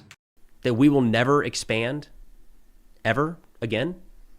That's a decision between the NATO alliance and the states that ask to become a member of NATO. But according to this document, we are ceding that to Russia right here. NATO will no longer expand. Kind of gives Russia de facto veto over any future NATO membership. Now, the way a country comes into NATO is with unanimous consent across the 32 member states. So technically, if the United States, through this document, is saying we will never again vote for a country to join NATO, that's it. NATO will no longer grow any larger. I would argue the entire alliance would be pretty neutered if Russia has that degree of influence over the alliance. This is literally a Russian proposal. America put this out. 5, Ukraine will receive reliable security guarantees. It states that any future, quote, significant, deliberate, and sustained armed attack by Russia on Ukraine shall be regarded as an attack threatening the peace and security of the transatlantic community, and the United States and its allies will respond accordingly, including through military force. The document includes lines for signatures from Ukraine, the United States, the European Union, NATO, and Russia. The security guarantee would be for an initial 10 years and could be renewed by mutual consent. First off, Russia is signing this? What? And they get a say on whether or not the security guarantee to protect Ukraine from them gets renewed in 10 years? Are you kidding me? Like, I don't know which... Literally, like, it's insane. Churchill once said, talk to the average voter for 5 seconds and you will hate democracy. I can see it. I mean, Churchill was a piece of shit and was a Nazi. Like, literally talked about Aryan supremacy. Like, fought the Nazis, yes, but also himself was a Nazi. But, correct about that. Median voter is pretty fucking dumb. I always go back to the Onion video that I ran during the election where it was the average American's brain, and it's a coin flip. Like, if this man goes out drinking with the boys, then that's a win for Trump. But if this man remembers that time his, I don't know, grandma took him to an Al Gore rally, then that's a win for Kamala Harris. That's it. It's that simple. Literally, like, Project 2025, the median voter hears that, they go, huh, I have a project I'm working on, and it's 25. I think I like this. And that's it. That's the literal, like, level of thought that's being put in by these people. They are very easy to trick. Yeah. Project D's nuts. Part of this is the most ridiculous as we move through, but that's up there. Now, Michael Weissman will have some of his articles linked in the description below, did some great breakdowns here, where he said, quote, significant, deliberate, and sustained, doing a lot of work here. What happens if it's little green men? Or Ukrainian, quote, separatists, or a salvo of missiles on a Ukrainian city.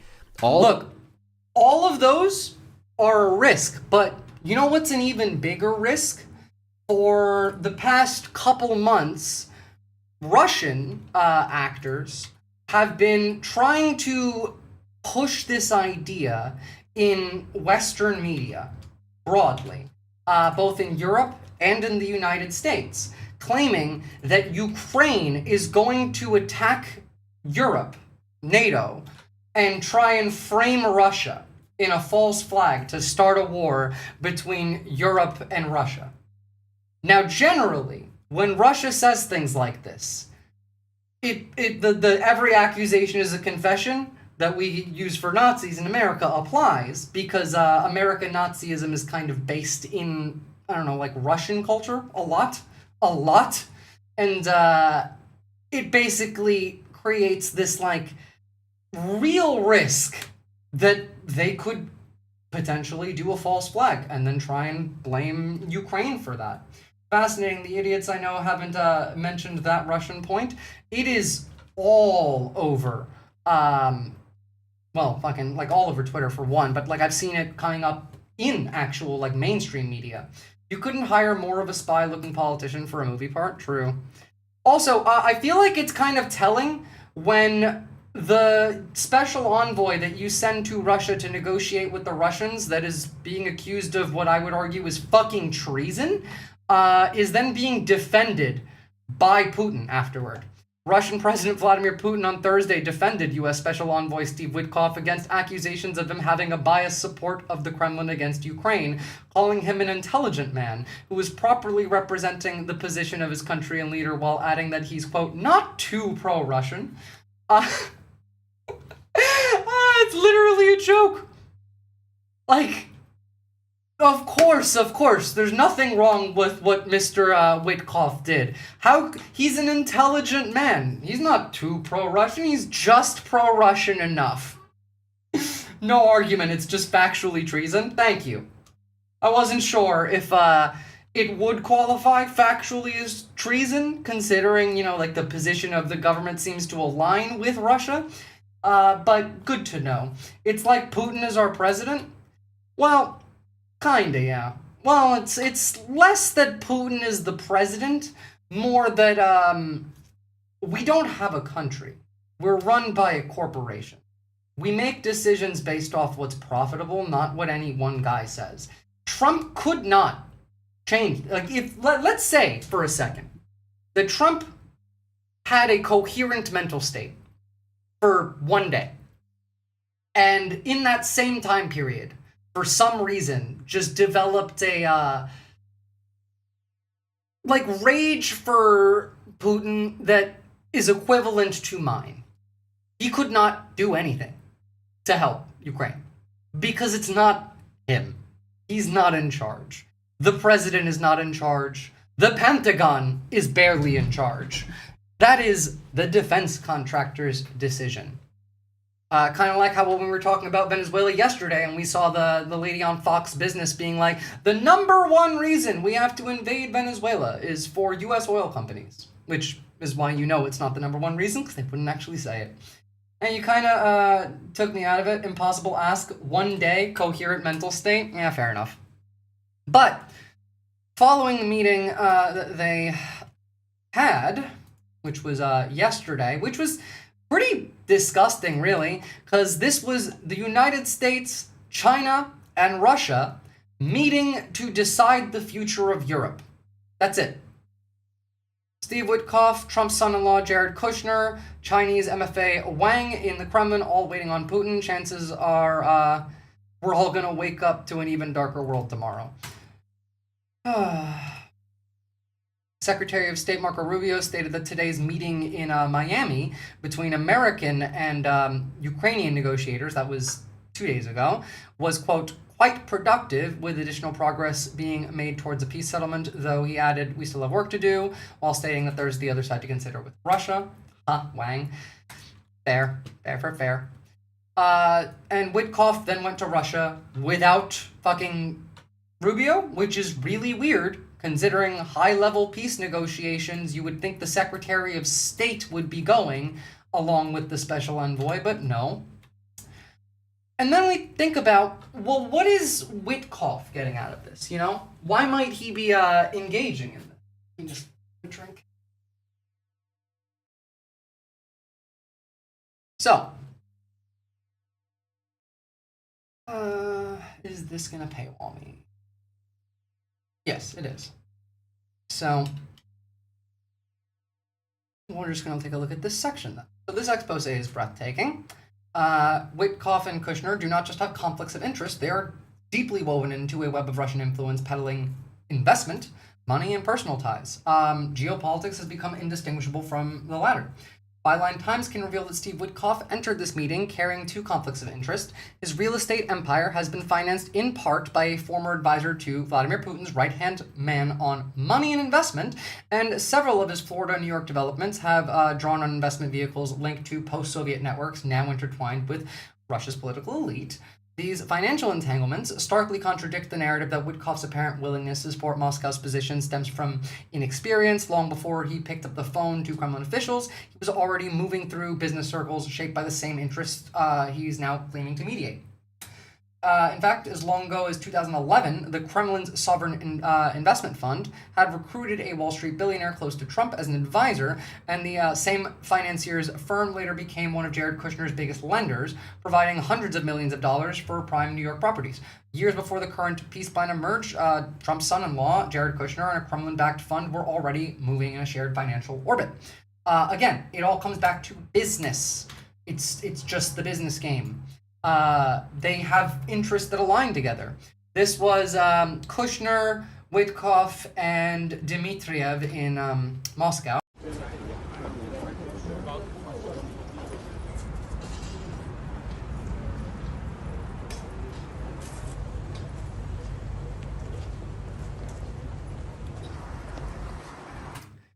And by the way, the head of the Russian Direct Investment Fund is Kirill Dmitriev. Now, Putin had a warning to Europe before the meeting that took place with the Trump envoys, and essentially, in this, made it pretty clear what we're seeing. He did the very normal Russian thing, where it's like, it's just projection, really. It's the same thing that we do in America when we're talking about, like, MAGA. No way, you're telling me the crime president was well known to do crime things, a crime businessman from New York City has Russian ties, impossible? Oh, come on, I just laid out what that story was going to be about. You don't have to talk about that, because that's 1, 2, 3 stories later. We're going to talk about the crime president and his Russian connections. You know, Trump's mobbed up Russian empire. First, we gotta talk about the fact that Putin is very clearly signaling intent for war with Europe. To end his so-called special military operation in Ukraine. U.S. Special Envoy Steve Witkoff and Trump's son-in-law Jared Kushner sat with Russian President Vladimir Putin in a meeting that lasted nearly 5 hours. A top Kremlin aide says those talks were, quote, constructive and highly substantive. But there are other points that, quote, do not suit us. Putin appears to be accusing Europe of altering the Trump administration's original 28-point peace plan.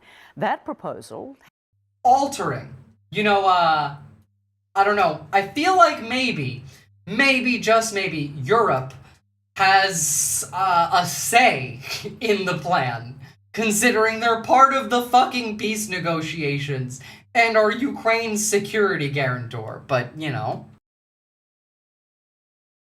had been criticized for appearing to favor Russia. He also said this.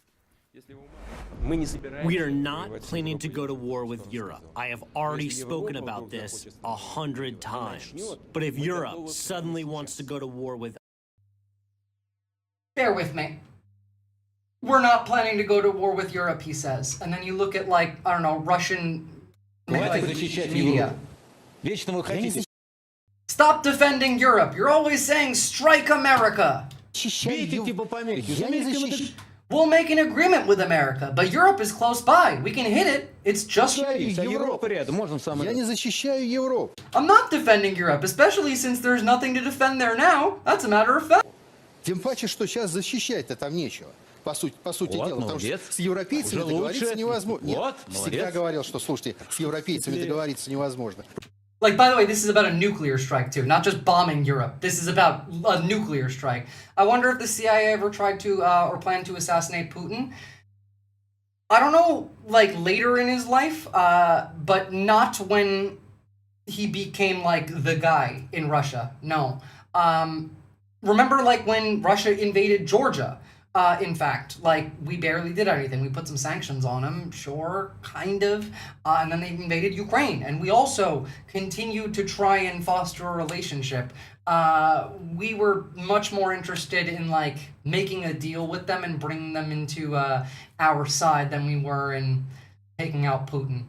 Putin acting like he's never lied about going to war with before. I mean, like, kind of just base Russian, historically, how wars are started involves lying, but it's not just Putin, it's all of them.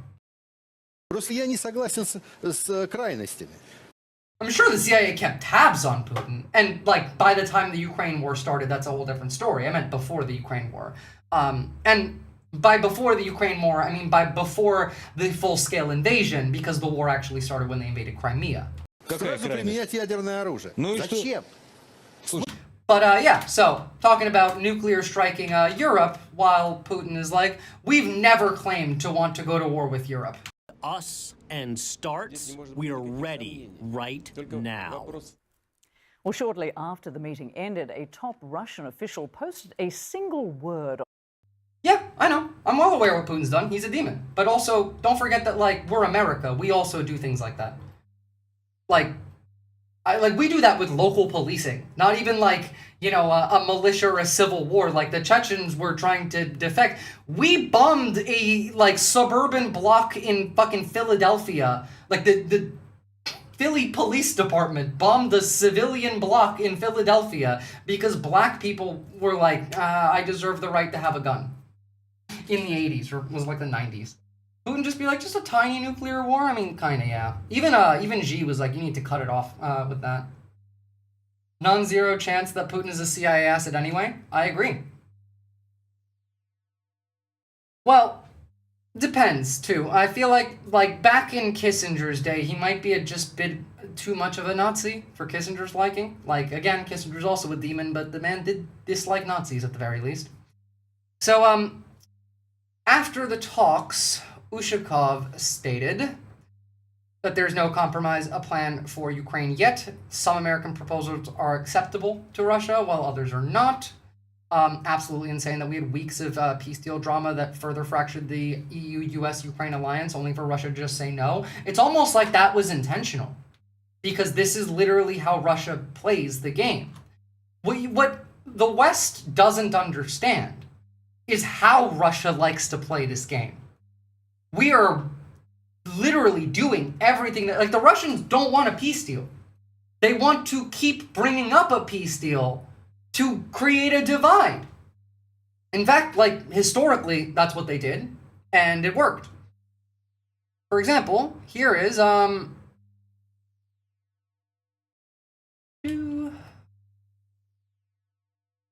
when Witkoff says that both sides see tremendous potential for cooperation after zero compromises, that's classic Kremlin language. Here is the uncomfortable truth. The old guard of US diplomacy simply does not exist anymore. People like George Shultz, James Baker, I don't even know who, oh, never mind, I do. It's a big new Brzezinski, I've heard that name. Henry Kissinger, Madeleine Albright, like, these people are gone. People who understood power politics, pressure, sequencing, linkage, escalation management, how to negotiate with Moscow without getting played, they're gone. Today's Washington operates in a completely different political environment.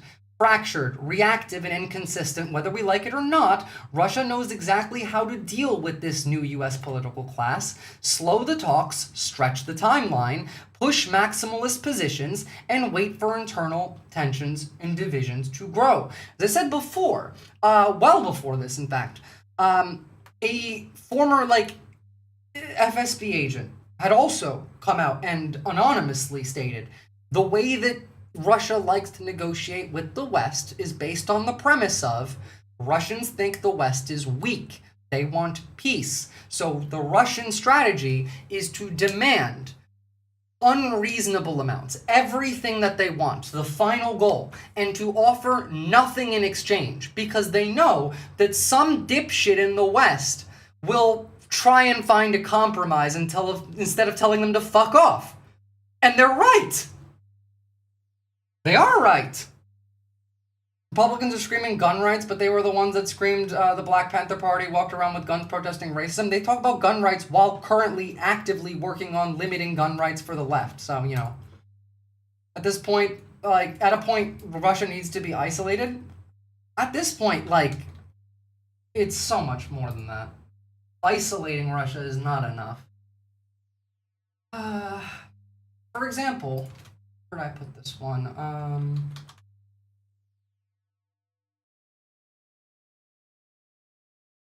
Putin's daughter was spotted in Paris, for example. Look, this is going to be a hot take. Putin's daughter got spotted in by journalists in Paris. Let's take a look.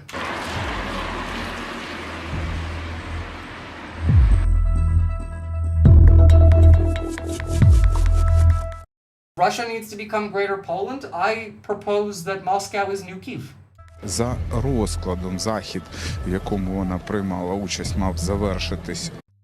Doesn't matter, can't tell. But this is the part that really sticks out to me. 3 недели назад ваш отец убил моего брата. Как вам вообще в Европе живется? Also, like, yeah, how do you live in, like, why does France allow Putin's daughter to live in fucking Paris, first off? I feel like that'd be a fucking security risk. Secondly, how do you square that circle? The Russians hate Europe, and they think that it's full with degeneracy and cowardice and weakness, and yet Putin sends his daughter to live in fucking Paris? And beyond that, the calm with which this man is like, your father killed my brother 3 days ago. Way calmer than she deserves. And genuinely, it kind of pisses me off that, and let me make this clear. What I'm about to say, I don't mean on a vigilante level. I mean state-sponsored level. To make this very, very clear as not a Fed post. I'm talking state-sponsored. Why the fuck does the French government not kidnap Putin's daughter and then ransom her back in exchange for the 20,000 children that were kidnapped and, brought to Russia from Ukraine and are being sold online, like literally sex trafficked? Hell, today, US backs UN demand for Russia to return abducted Ukrainian children. Over 20,000 of them. Just fucking take his daughter. We'll give your daughter back if you bring the kids back. Because they don't give a shit.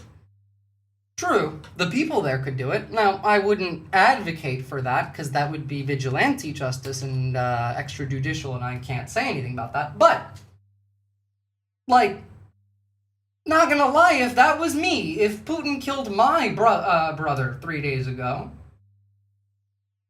I could see it. Might not even work. I don't think Putin cares really that much about her. Probably not, but it's worth a try. He does care about his kids. He cares about his 2 sons more. That's because they're from a different mother, I think, and he liked her more. Because we don't know their identities, but we do know hers.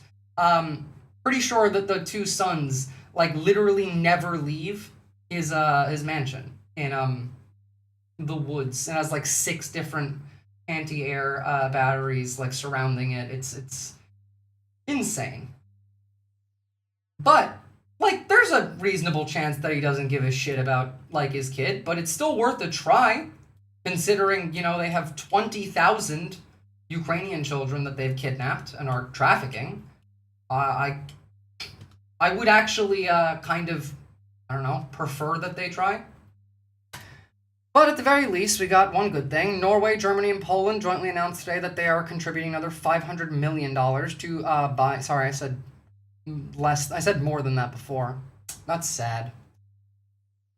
I thought it was like $750 million to buy U.S. munitions for Ukraine. The funds under PURL will go toward the procurement of air defense munitions, GMLRS rockets, and guided bombs. Or why not? New, Russia insists on 3 non-negotiable demands: full control of the Donbass, US-EU recognition of Russia's territorial claims, and that caps Ukraine's military at 80,000 soldiers, which is fucking insane considering they're at like 600 right now. But you have to understand that this grift is long-standing. Let's talk about the president's longtime mob ties with both, various other mobs, both like the Italian mob, the Russian mob. I'm pretty sure man was working with the Yakuza, like everybody. But FBI surveillance throughout the 1990s monitored Russian organized crime as it grew across the United States. One name repeatedly surfaced. Vyacheslav Yaponchik Ivanovkov. Vyacheslav Yaponopchik Ivanovkov is the name that kept resurfacing. He was deep for the Albanians in the early noughts. Yep. U.S. law enforcement identified Ivankov as a highly respected lieutenant in the Russian mafia, Vorvi Zokon, affiliated with the powerful Sointsevskaya Bratva Syndicate. Jesus. Sointsevskaya Bratva Syndicate. Sure. Ivankov was suspected of orchestrating extortion, racketeering, drug trafficking, large-scale money laundering from his base in Brighton Beach, yet despite his status, Trump's casinos refused to flag his activities, specifically the Atlantic City casinos. Mogilevich? A familiar name as well. Figure out which one that is. So, Ivankov and the Sointsevskaya network have been linked by European intelligence agencies to Russian state intelligence. In effect, the FSB, Putin's successor to the KGB, and organized crime became increasingly intertwined in the 1990s, with operatives using criminal networks to conduct influence and laundering operations. This is, by the way, the same with North Korea and their cyber warfare, as well as Belarus. When I do crime, I get insta-arrested, but this Yamok gets to play nonce with Trump? Yep. Basically. That's who Mogilevich is. Yep. So, continuing on rather, some analysts noted indirect parallels between the Sointsevskaya operation and Epstein-style trafficking networks, particularly regarding high-end rape trafficking via luxury properties and planes, which Trump also had several other friends along with Epstein that engaged in this, some from the Italian mob as well. If this was a novel, it'd be trite and a cliche. Literally, yes, it would be. Yeah. I'd be more surprised if it wasn't a crime. According to law enforcement and NGO reports, the Russian mobsters oversaw vast smuggling networks that moved thousands of women and children, primarily from Ukraine, Moldova, Russia, and the Balkans, into rape slavery across Western Europe, North America, and the Middle East. This is horrifying. Yep. This is, by the way, the president. A 2006 U.S. government report estimated that at least 8,000 women and children from Slavic countries were trafficked into the U.S. each year at the peak of these operations. Russian traffickers used fake modeling agencies, visa scams, and labor recruiters to force women into rape slavery, placing them in brothels, luxury clubs, and casinos. Blackmail operations thrived in private jets, VIP hotel floors, and unregulated venues. Trump casinos, including the Taj Mahal and the Trump Plaza, were flagged for weak anti-money laundering controls and VIP loopholes. Shocking. Is this around the same time that Giuliani was breaking the Italian mafia in New York City, which allowed for the Russian mafia to come in? That was the 90s, right? Yeah, that would be. Man, I miss the Italians. At least they had some sense to give back to the community. Look, I watched The Sopranos. I would much prefer the Italian mob than the Russian mob. Hell, the Russian mob is in The Sopranos. There's an episode where the two interact. I prefer the Italian mob. Give me fucking Tony Soprano any day. FBI Director James Comey took Mogilevich off the wanted list. FBI Director William Sessions in retirement became his lawyer. The FBI has definitely been, what's the word? Compromised. considering the fact that the only reason that Russiagate went away was because of an FBI agent claimed that there was no evidence of direct dealing between Trump and Putin, when there absolutely was plenty of every other kind of evidence. And also that same FBI agent then got arrested years later and is now in jail for working for Russia. But all of it went away. You know, everything that we found out in that entire investigation was confirmed to be real. There was Russian influence in the 2016 election. All we didn't manage to one-to-one prove was that Trump knew and had, like, conscious talks with Putin. And likely we could have found that, if not for the FBI agent who lied about it. So yeah, I wouldn't trust the FBI. Continuing though, FBI surveillance confirmed Russian mob activities at these sites during racketeering probes, raising serious concerns that they were used for trafficking and blackmail. Whether by design or neglect, I would imagine design, the environment was ideal for covert exploitation and manipulation. Upon Ivankov's 1995 arrest in New York, agents seized his personal address book, and according to investigative journalist Seth Patina, the FBI found a working number for Trump Tower and a Trump Organization fax machine listed among the contacts. I know a good deal of them, they took pride in their work. Based. Despite his fugitive status, he had been living undisturbed in a luxury condominium in Trump Tower. Quote, at first all we had was a name, recalled James Moody, former chief of FBI's organized crime section, and then we found out that he was in a luxury condo in Trump Towers. Oops, accidentally perfect for covert activity. Yeah, you know, kind of like how Honolulu Federal Detention Center is just kind of accidentally perfect for illegal human medical experimentation without oversight. So harbored a criminal? Yes.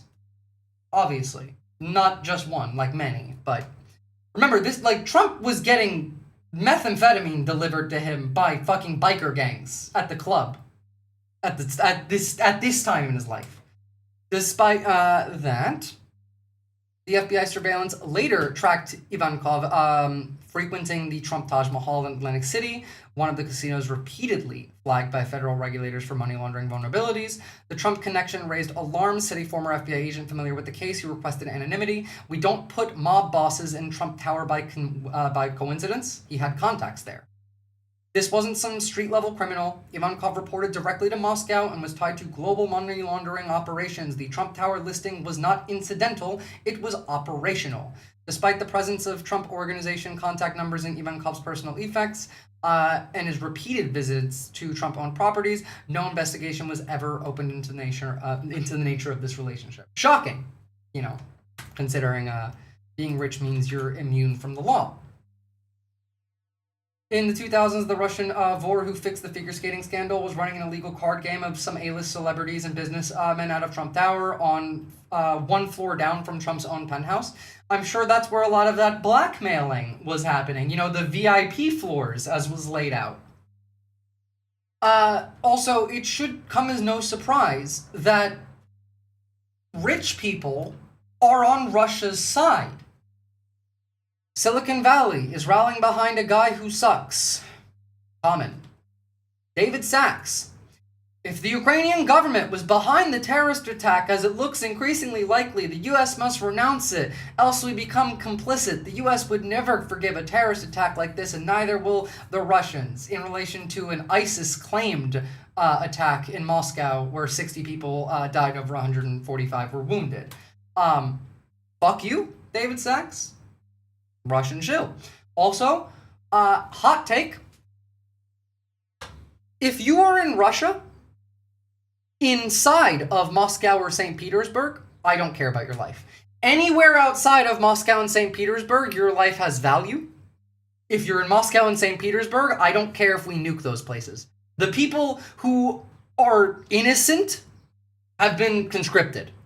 They're out. The only people living and working in Moscow and St. Petersburg are part of the government or are part of the managerial class that will never get conscripted because they're required to run the government and to run the basic, like, economy. These are the complicit ones. Like, he was well known to be Teflon Don long before he came down that escalator. The average, I could have told you that in the 90s alone. True, yeah. When the story broke, there was over a dozen people listed. Since then, those names have been scrubbed from those stories. Shocking. Also, like, remember that there is a heavy Epstein connection here as well. Convicted sex trafficker worked directly with FSB officer who ran Putin's elite St. Petersburg Economic Forum. We have their emails. Timing is crucial here. 2014 and 2015, right after Crimea, right after the first sanctions, Putin regime desperately needed Western businesses to participation at Russian events to maintain any semblance of legitimacy. Epstein had access to those people, the people that they needed. Transnational U.S. Eurasian mob and Wall Street state merger. I mean, that is kind of what they want, yeah. Peter Grant Jr. wrote a long free piece on Witkoff, Trump, Putin on Medium earlier this year. Not surprising at all. You want to link that, John the Holland? Thank you, by the way. So, Sergei Belyakov graduated from FSB Academy in 1998. His career trajectory tells you everything you need to know about Russian intelligence and how it embeds officers and economic elites. By 2012, he's the Deputy Minister of Economic Development, and by 2014, he's running the St. Petersburg Forum Foundation. July of 2015, a Russian model named Guzel Ganyeva is trying to blackmail a group of powerful businessmen in New York City. Epstein reaches out directly to Belyakov and asks for help, and within 72 hours, he receives back a comprehensive intelligence profile. This was more than advice from a friend. This was shit you pay for. This was shit that you pay companies like McKinsey for. Belyakov detailed that the model's summer earnings, $100,000, her operational methods, he called them hard stories with clients, her vulnerabilities, suggesting that blocking her U.S. entry would entirely destroy her escort business. Epstein ended the deal, was recruiting Western elites into Putin's forums. He promised to bring LinkedIn founder Reid Hoffman, Microsoft's Nathan Myhrvold, billionaire Thomas Pritzker, former Israeli Defense Minister Ehud Barak. Some of them actually showed up, many of them. Epstein's end of the deal was held. The St. Petersburg Forum was more than business or networking event. Multiple sources confirmed that modeling agencies openly worked with forum organizers to provide escort services. Very Russian coded. The after-hours arrangements created perfect conditions for honey traps. Belyakov ran this operation while maintaining his FSB connections. And this wasn't a one-time favor either. Epstein and Belyakov stayed in regular contact. They coordinated on recruiting Western business leaders, arranging escort operations, and handling blackmail situations. They have been doing this for ages. Hence why I said immediately that no shit. What do you think happened to all of the people who were working with Epstein the moment he got arrested? They left. They're not in America. They're in Israel or Russia. Thank you for the link, John the Holland. Or they will all go down with the trip defending the most corrupt president in history. Well, bit of both. The thing is, Trump will not survive with his reputation intact, but that doesn't matter. Are you talking about Witkoff? Well, we were talking about Witkoff. We just finished talking about the 90s and Trump's long-standing ties with the Russian mob in New York, but we did cover Witkoff and his treason earlier. You can check out the VOD on YouTube if you like, where you can, rewind. Also, definitely go and drop a like on the stream, guys, and jump in the Discord if you're not in it already. I'm going to take this moment to chill for myself for a second, and if you did want to donate to me, you could use this link to do so that Twitch or YouTube don't take half the cut. Thank you. Boncour. And, it's honestly, it's pathetic, the fact that we're here. Because all of this is about, 3 guys trying to make her back. That's it. That's the only reason. Trump is infinitely richer than he ever was. Remember, when he first came into office in 2016, there was talk that he might not even be a billionaire. He's now, well over $40 billion in net worth. Beyond that, there's nothing for us here. We're just cucked to them. It's because of our obedience, allegiance to the defense contractors, and also it's all of the rich people in this country that the entire government only runs for now exist solely to spread cruelty, suffering. For some reason, they enjoy it. It's like gooning to them. Now, Maddow is correct. She's a bit boring for me, but I agree with this take. I mean, literally, they wrote the plan for what they want. We got rid of education and healthcare, like we've always wanted to do. Yay, I guess. Yeah, we got rid of education and healthcare and replaced it with Amazon healthcare and learning about why you should love Hitler for Christ in schools. Definitely not a third world country. You know, the fact that there's like, I don't know, metals in the cheese. We're making asbestos great again. Like, we're just embarrassing. I mean, literally, they wrote the plan for what they want Ukraine to do, and the White House put it on its letterhead and said, here it is. You better do it. And, you know, Russia is a podunk country. There are... Podunk is being very... Russia is a shithole country. That's it. Like, period. You know what, Jet? That's a great point. I remember a time when mispronouncing a word disqualified you from running for president. We've degraded so much. It's the glowing cubes again.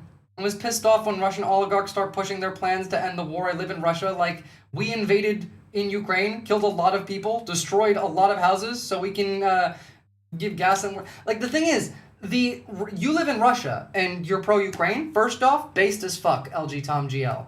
Hell yeah. Secondly, like, not just that, but like, Russia's kind of getting fucked by this. But the point isn't wanting peace. Like, the oligarchs don't want peace. They want to set up an easier win.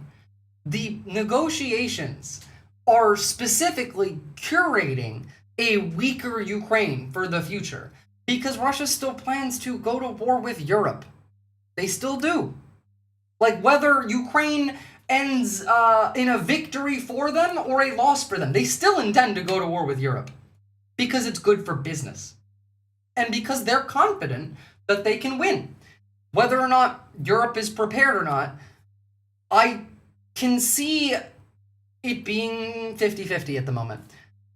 The Russians are not going to beat Europe through, like, their advanced technology or tactics. No, it's going to be because Europeans are far less willing to suffer, willing to sacrifice, and to go without than Russians are, because Russians have to, and Europeans generally don't. Kind of like the same when it comes to Venezuela and the United States. Could, theoretically, Venezuela defeat the United States in, like, just military conflict, take everything else out? No, probably not. What would be the reason that the US would lose? Because Americans wouldn't be willing to sustain the losses it would take. Again, like, just for Pokrovsk in Russia, like the Russians, on the Russian side, have had more deaths trying to take Pokrovsk in the last 30 days than 10 years of the Soviet Union trying to occupy Afghanistan. America cannot and will not ever be willing to endure that kind of loss. At least not when we have a choice. Not with democracy, or even a veil of democracy. And Europe is much the same. Life is cheap in Russia, yeah. I'm not sure why it is, but your video is super clear now that I've proxied to Venezuela. Arizona was crazy slow and lag. The CIA. It's the CIA. Thank you, God Emperor Xi, for boosting the signal in Venezuela for me. I'm kidding, by the way. I'm not a Chinese shill. Huge landmass, largest physical country in the world. They've got an economy like the size of Italy, right? They've got a kleptocratic, sclerotic government run by a guy who's never going to leave until he dies. The idea that we work for him, that we work for them, is so humiliating and is such an abject failure on the part of Trump in terms of his weakness. I don't know what Putin has on him, but he works. It's not what Putin has on him. Maybe he does have something on him. I don't even think that's even really necessary. It just makes logical sense. It's also kind of like everyone was confused on the right as to why Trump was willing to be nice to Mamdani. Because it works for his own desires. He wants someone to play the game with. Trump's a billionaire businessman, and he's never had a rival domestically. Because everyone around him is a sycophant or a moron that he clearly does not respect on his side, and everyone on the other side, like the Democrats, is a spineless coward.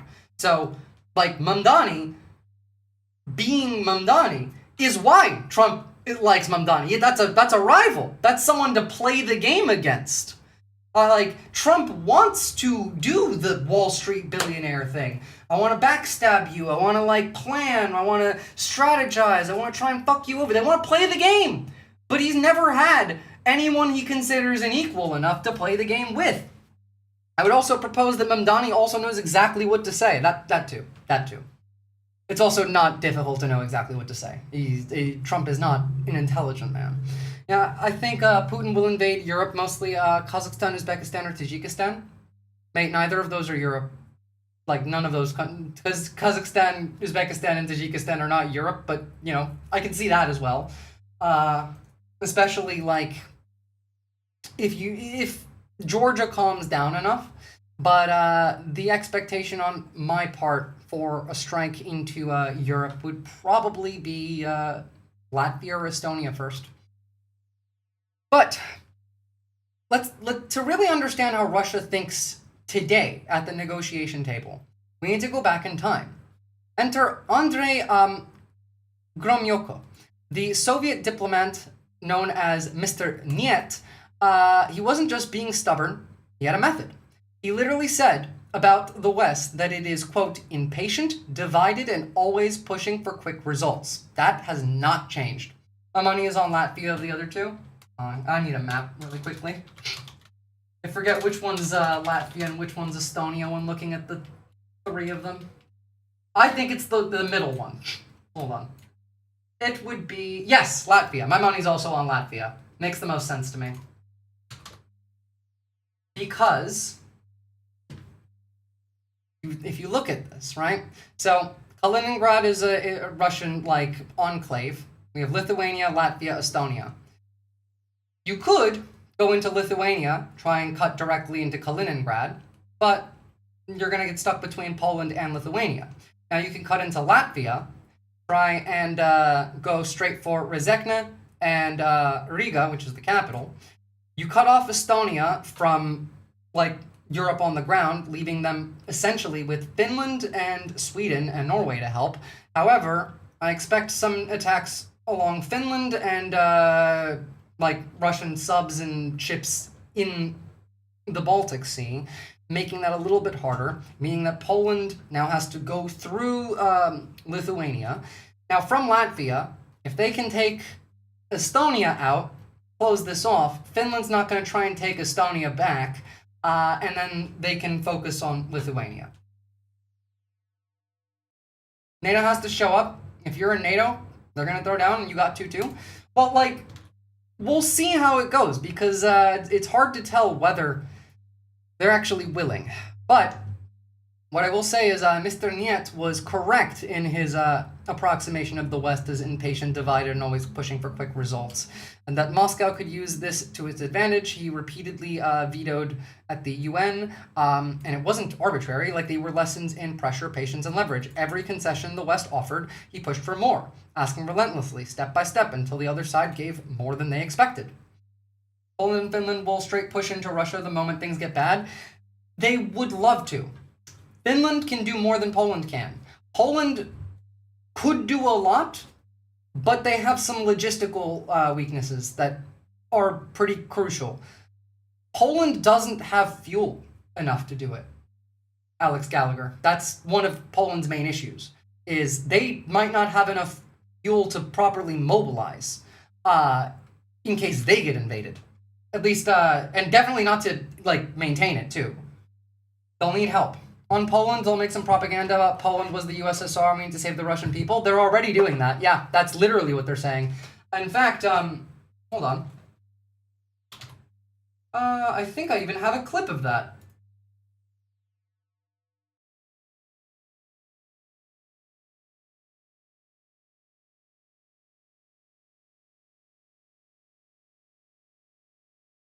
Somewhere. Ah, good. That was a good thing, though. Even though I didn't find what I was looking for, I did remember that I have a bunch of other things that I have to pull up about Russia to show you guys as well. And that we're not actually done when I finish what I had up. Give me 2 seconds. Go. Worst case scenario, Russia has used Ukraine invasion to test Allied technology and to come up with answers to it. Best case scenario, Russia is terrible as they really are at war. Well, it's both. Free breakfast banana. They have used the invasion to test Allied technology and also like grow their own and advance their own. And also, their strategy of war is not generally a good one. Again, I've talked about the practice of Dedovishchina quite a bit. If you haven't heard me talk about it, I would give this a read. This is a Russian informal military tradition. It is the customs and rituals of bullying and torturing lower ranks, and raping lower ranks, in fact. So, not usually something that's good for troop morale. I do know one of her managers already quit over her not being MAGA enough. Is that Nancy Mace? Yes. Nancy Mace might be retiring too. God, I hope so. They already have called up reserves and Germany has the oil reserves. Germany has to give them the oil reserves. We'll see. The other part of like the risk that Europe has is far bigger than we're thinking about because it's not just militarily. The Russians have infiltrated multiple world governments. Like, the UK is about to fall to the Russia Party in Reform. Every single member of the Reform Party works for Russia. Nigel Farage worked for Russia for over a decade. There was literally a high-ranking Reform politician recently who, it pled guilty to being bribed by the Russians. It has been the Russia Party since day one. So was Brexit, by the way. Reform is just like the updated version of that. The AfD, Russia ties. The Nazism in the modern day originates from Russia. Russia was the world's largest exporter of right-wing white nationalist Nazi propaganda until recently when that became us, as America. Russia never stopped being hungry for land. In fact, anyone pretending otherwise since the fall of the Soviet was naive as fuck. Russians literally be arguing right now that the Soviet Union never disbanded because it was illegally disbanded. So, you know. You're telling me that MAGA has Russian influence? Never. Russia probably has a massive spy network. We only see the surface on the ones that slip up. It's not just the surface that we see. It is, I can smell a Russian spy. I remember being in some other person's chat, and I can't remember what we were talking about. Someone in the chat mentioned Yugoslavia. I'm like, you're pro-Russia, aren't you? They're like, yeah, I live in Russia. What's that matter? I'm like, knew it. I called it. You're talking about Yugoslavia in relation to Gaza? Yeah, you're pro-Russia. We had a really worrying set of remarks from the Belgian Prime Minister today. We're actually getting fucked by some idiot. I mean, that's kind of yeah. We're all getting fucked by multiple idiots, actually. The Belgian Prime Minister said at Brussels this week that it is an illusion that Russia will lose in Ukraine. If they do lose, instability is bad because of nuclear weapons, and I have been personally threatened by Russia if their assets are seized. Coming from the Prime Minister of Belgium. Moscow has made it clear to us that if his assets are seized in Belgium, I will feel the consequences for eternity. Okay? Stop being a pussy and seize the assets. The fuck? The fuck? I don't care if y'all, I could get a phone call from Vladimir Putin himself right now saying, I know exactly where you live, telling me my address to me, and giving me this, I would still do it. Fuck? Okay? I don't care. Cope and seethe. The Prime Minister spoke on Monday at Beaux-Arts in the prestigious setting of the Great Catholic Conferences. The Flemish nationalist, known for his reserve, spoke more personally about his experience at 16 Rue de Loy.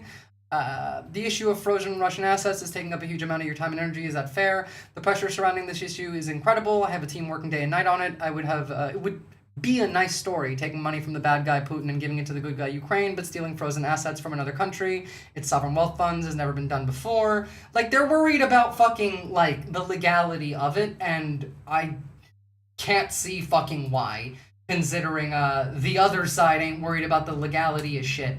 What's up, Latino Mafune? I think Russia will invade in about a year or two because they're making whitelists. You only got websites that you can browse. Others are not available, like in North Korea. Often I can enter nothing but Yandex, RuTube, VK, etc. work for 11 p.m. to 5 a.m. by Moscow time. So if something will happen, we won't even notice.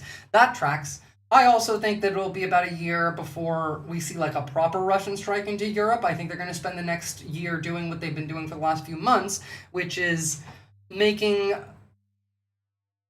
cross-border raids that are questionable to the point where it gets boring and people kind of put it to the side and stop paying attention to it in the media, and then they're going to do it. You know, they're normalizing it first.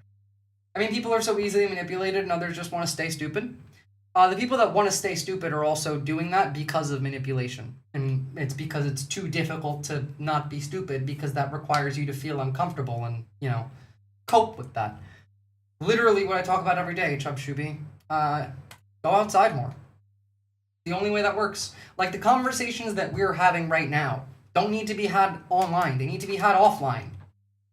Make Alaska Russia again, 28 vote for me. I will cede the worst 20% of the USA to Russia in exchange for fuck all. Well, not fuck all. Even to give 20% of the worst of America to Russia, I still want something from them. Like, doesn't have to be much. I'm happy to give that to them. They can take that shit and fuck right off. But I'm gonna ask for something. Problem with conquering by force is you have to hold the territory. Nobody can hold anything in modern times. The thing is, the battle lines in Ukraine haven't moved in like 3 years. And so, like, they are holding. The only, like, city that was liberated is Kherson. Well, like, I wouldn't say that.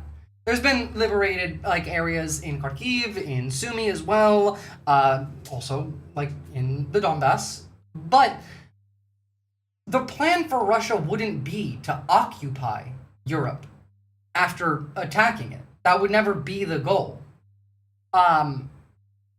More so, the goal would be to remove the people who have a problem with them and to incentivize the US to come in as well. Like, I've talked about this one at length, but Alexander Dugin. Let's see. Alexander Dugin.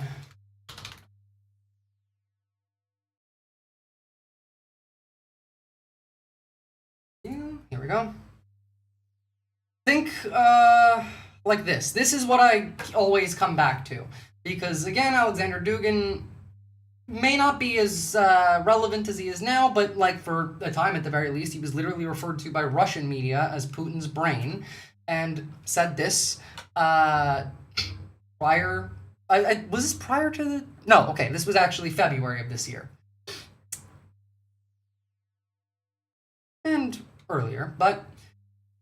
I believe that for the foreseeable future, the modern world is an alliance between Putin's Russia and Trump's America. Ukraine must belong to us and no one, not to Europe, not to America. At the same time, it's entirely conceivable that Canada will become the 51st state of the US. We have no objections. Greenland will become American. We have no objections. Even if Western Europe becomes American, we probably won't object too much either. That's where my brain goes to. That's probably like a worst case scenario on Russia's behalf, like in their own mind, but they're like, fuck it, well, I could be fine with that if needed. Yeah. Like, this whole thing is about carving up the world among the 5 new world powers, Russia, China, India, America, and Iran. To be fair, they do say here, yes, the Russia-Iran Union state will oppose the U.S.-Israeli alliance, but in the end we will ultimately find common formulas for truce and zones of mutual influence and confrontation. So, you know. Yeah. My stepsister lives in Alaska. She can leave. I mean, Alaska's a nice place to live, but there's better place to live than, I don't know, the USSA. Pretty bad. But then you look at like some European leaders, like this was from Ireland today, and they're willing. It's just how much of this willingness will remain when there's an actual war. Very pleased last evening to welcome President Zelensky and the First Lady Olena to Ireland, first ever visit. You know what? I agree. Fuck giving the 20% of the country to Russia. Let's just give it to Iran. Duh. Everything is Iranian now. Actually, sorry. Everything is Iranian except Turkey because Iran is Turkish. Because everything is Turkish. There we go. By the Ukrainian president, and it's an opportunity to get an update in terms of the current state of the negotiations in relation to a ceasefire and to a peace settlement in Ukraine. Ireland has supported Ukraine from the outset because Russia embarked on a very brutal and illegal invasion of Ukraine, violating the UN Charter. And also, Greece is just Christian Turkey, mate. Sorry. Ain't gonna get me with that one. See, back in the day, the Ottomans were one of the biggest empires in the world, really. And the way that they managed to hold on to the empire without creating massive internal divisions was they were like, you people used to be Greece, right? You could just be Christian Turkey. And then did that everywhere. Don't look it up. It is the facts. Everything else is fake news. So, of course, cause enormous destruction, and in terms of the civilian infrastructure in Ukraine, the energy infrastructure, and thousands and thousands and thousands of people have died as a result of this war. And so it's important that Europe, the European Union, remains united in its support of Ukraine and ensuring that there's accountability for this war and that a sustainable future could be created in the region. What message do you think sends out? So all the photos of you and Zelensky, they'll be seen by Trump, they'll be seen by Putin, they'll be seen around the world. So what kind of message do you think that will send? A message of solidarity. Fucking based, correct answer. Ireland with Ukraine. We've known our famine, we've known our conflict. By the way, there was no famine in Ireland. The potato famine was not a famine. It was manufactured by the British. They did that. Holy fuck, what an amazing sidebar. Well, look, I'm not the only one. In fact, famously, in 1853, Karl Marx said, quote, "In short, the Turk is a gentleman and freedom exists only in Turkey." Don't look this up either.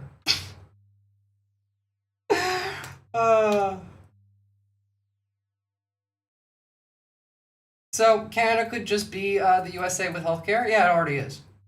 And the Ottomans ran a pretty good empire from what I read. In some ways, kind of. See, like, the Ottomans were successful because every sultan, from the first to the second to last sultan, not the last sultan, had access to a time machine.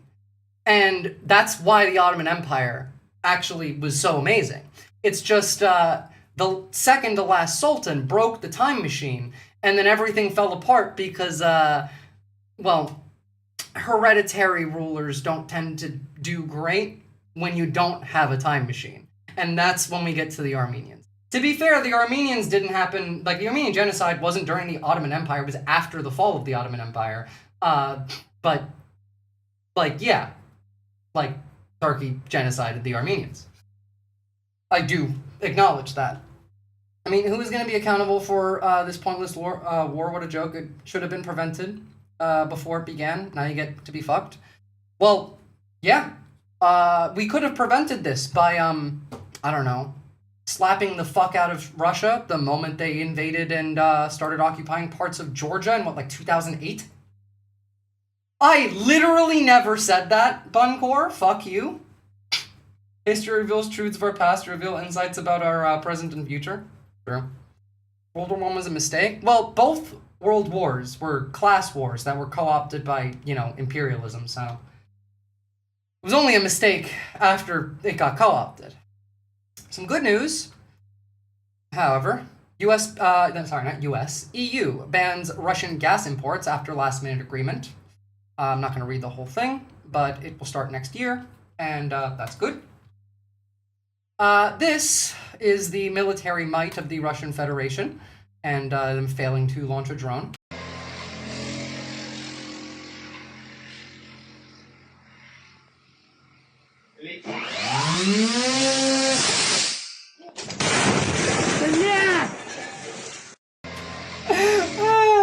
Ukraine just banned Russian gas exports by exploding it. Yeah, those are called sanctions packages. Pre-breakfast banana. That's how the sanctions packages work. They come shaped in a flamingo. The dildo of consequences, as some have called it.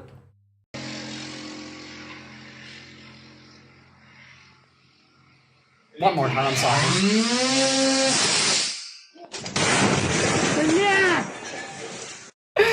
Oh god, it's very funny. Mazur only said that about the Armenians to distract from the Onion Gate scandal? My god, I never said that about the Armenians. Holy shit. But, ain't no Onion Gate scandal. I have eaten a raw fucking onion like an apple, and I am proud of it. Oh, also, just like a week ago, the Russians did an ICBM test and critically failed. The Russian intercontinental ballistic missile, possibly a UR-100N RS-18A, suffered a catastrophic failure during launch earlier today from Yasny missile range near Orenburg in southern Russia. Only seconds after launch, the missile appeared to entirely flip upside down mid-air before partially self-destructing, while the remainder of the missile crashed on the ground, spreading clouds of rocket fuel and smoke into the air near the border with Kazakhstan. Literally what I think would happen if they tried to hit the big red button. I think at least half the nuclear arsenal does this.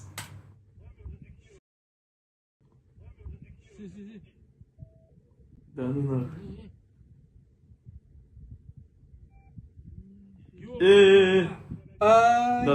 that's not what you want. Нихуя, я думал, вниз полетит.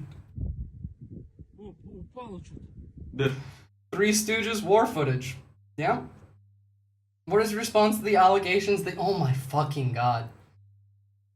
My response to the allegations is that those are fake news. They never occurred. And that you are an anti-Semite. I still can't figure out why the EU was like, oh, okay, we'll give some stuff to Ukraine, but not much, and it happened so fast. Remember that day in college when a teacher of Russian language just sat there and couldn't believe it happening? No, the reason why Europe did that, LG Tom, is because they're pussies. Is because they took the constant threat from Putin of, we'll nuke you if you do that, every week, without any follow-through. Seriously. Be kind of funny if nuclear war was just thousands of missiles failing because they're all ancient. Well, Russia's would. Ours wouldn't. Like, we at least maintain ours. The thing about nuclear weapons is they're very costly and expensive and time-consuming for maintenance. You need to regularly maintain them. It is expensive. And Russia's nuclear fleet is pretty old, too. They have a lot of them. How many of them haven't been maintained for a while? How many of them had, I don't know, some of their fuel siphoned back in, like, the 90s for, I don't know, money, and was just never checked? I mean, we used to until Dawn took over. Well, to be fair, I do think that we're gonna do a nuclear test, but currently, I believe the DoD is trying to convince the president to not do a live nuclear test. which is interesting. Your two biggest fans are definitely shit posters to some degree. My fucking chat is shit posters to some degree. I love all of you, genuinely. Yeah. A Russian commander sold off the propeller off his own destroyer. Oh, yeah, that's not surprising. In fact,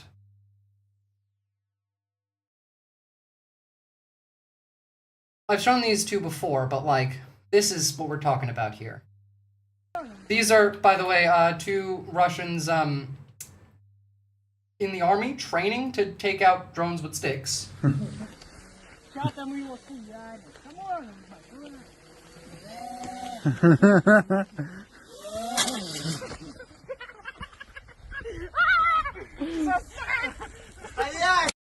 The thing is, like, all of this is specifically the fault of the government, right? Here's a Russian soldier being buried in a pit for refusing to go die at the front. There's a longer video of this. They, like, beat him. They piss on him. So, not much worry, just a joke. Yeah, like, I'm aware, yeah. But at the same time, even with things falling apart, they're still capable of, doing a lot. Like, for example, commander of one of the sapper units of the Russian army tells how he planted explosives in books and toys intended for Ukrainian children. The main thing is imagination. You can mine anything. Books, toys, he even mentions disposable vapes on this. They're kind of like those little leaf-shaped mines, like landmines that get dropped out of a plane into the forest, and they look like little leaves so that you don't see them, and then you step on them, and then you die. So, you know. But, I mean, again, here's a failed Orshnik test just a couple weeks ago. This is their PSYOP weapon that they would never actually use in combat because it's just not viable. Sapper unit. Here are the armored combat donkeys that they have to send in because they don't want to send armor vehicles into Ukraine for it to get destroyed. That guy is stealing ideas from the Russian-Afghanistan war. He isn't even original. It's funny. And also, like, Russian soldiers desert pretty regularly. Hell, like, I'm pretty sure... Remember when I said that the Russians are claiming that the Ukrainians are going to do a false flag and attack NATO and then blame it on Russia? There was a part of that I forgot to mention. Because the specific claim is that they're going to use the Russian defector unit, the Freedom of Russia unit in the Ukrainian armed forces, to commit that, and that Poland is already aware. The idea being that they will have Russian defectors fighting for Ukraine commit an act of terror with the knowledge and consent of the Polish government in Poland, get arrested, and then use that as justification to start a war with Russia. Now think about that, and think about every accusation as a confession and see how we might reverse that. Wasn't there a lot of missing nuclear material when the Soviet Union fell? I remember the US being worried about that, yes. To be fair, if anyone would do it, it would be Poland. Yeah, but Poland doesn't, like, the thing is, like, Europe doesn't need to do that. Russia keeps saying that they're already at war with Europe. If Europe wanted to kick off the war, they don't need a justification. They could just show, I don't know, like every Russian official repeatedly saying it as that justification. Also, currently, one of the only ways of staying safe from a drone is sewers. It's going underground. Tunnels. That's probably not going to last very long, because here is a quote from Anduril's CEO. He's Lucky Palmer. He's the guy that makes a lot of the autonomous weapons that get tested out in Ukraine and in, you know, Gaza. Yeah, because nearly every republic that was in the USSR got nooses, but most of them don't work now, or nukes rather. Most of them don't work now. They're just trying to scare the EU. See, I agree entirely. Do you believe that space will become the defining domain for 21st century national defense? I actually believe that the subterranean domain will be the defining word space, but nobody agrees with me, and every time I talk about it, I sound insane to people. But I'll tell you this, there's a lot more crust than there is air or sea or surface of land. And so vehicles that can maneuver through the crust of the earth the same way that submarines move through the water are going to be a huge deal. I think they're going to define at least the second half of this century. The benefits you get from submarines, both in terms of signature, but also in This is horrifying. ability. Someone can know exactly where a sub is. It doesn't mean they can get to it and stop it. All of those benefits are massively, massively compounded when you are in the crust of the earth. Hey, asshole, shut the fuck up. I agree. Or, you know, I'm gonna go back to the based father of that British neo-Nazi yesterday. Shut the fuck up, you fucking parasite. That's the correct answer. The planet is just like, I'm tired, boss. Yeah. But also, Alex Gallagher, literally 1-to-1 correct. Russia's literally taking another note from the Nazi playbook. The Germans pretended the Poles false flagged themselves to justify invading Poland. Yeah. It's quite easy to drop a depth charge on somebody or to have a torpedo go down and get something. Very, very hard to go get He's not very smart, Alex Gallagher. something that is 5 miles under the surface of the earth. You can know it's there and there's nothing you can do about it. I've been saying this for years, and every time I say it, people think it's some kind of crazy, nutty thing, but I have built working prototypes of this. I truly believe in it. There's more crust. I wish I was in the room. I wish I was in the room for this. This is very fucking funny.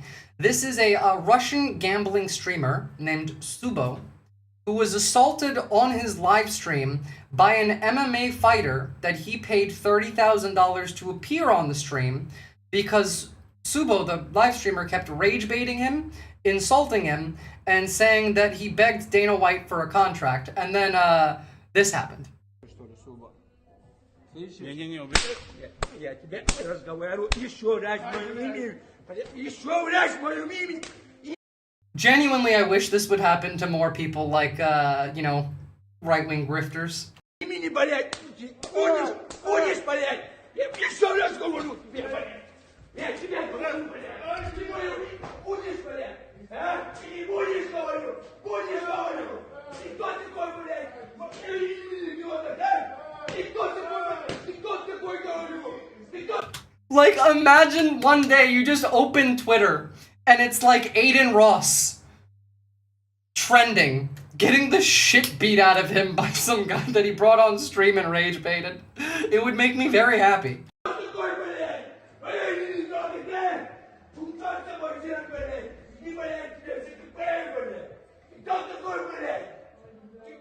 I wish I knew what he was saying.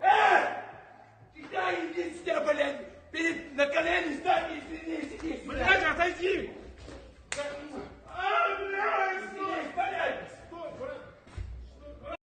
It worked, he has the rage now. That's true. Rage baiting guys who like to fight is peak stupidity. Paying an MMA fighter $30,000 to then rage bait them into beating the shit out of you is peak stupidity, yeah.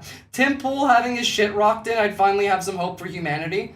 Yeah, like, please, like, I imagine this was Tim Pool. I think I might pass away. This is why you do interviews over the internet? Well, I also don't rage bait the people I'm interviewing on purpose. Not heard and seen when the adult crotch harness device got broken out.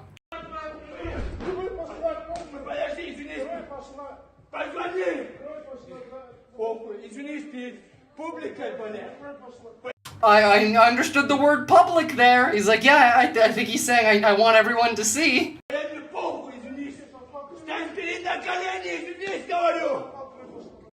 Oxpecker, is that true? Because if I really hope it is. ASAP Rocky walked into Aiden Ross's home, stole a bunch of cash and left once? That's fucking amazing. So, MMA man beat the shit out of the streamer? Yes, the streamer paid the MMA man to come onto his show, then made fun of him until the MMA man lost his shit, then beat the shit out of the streamer.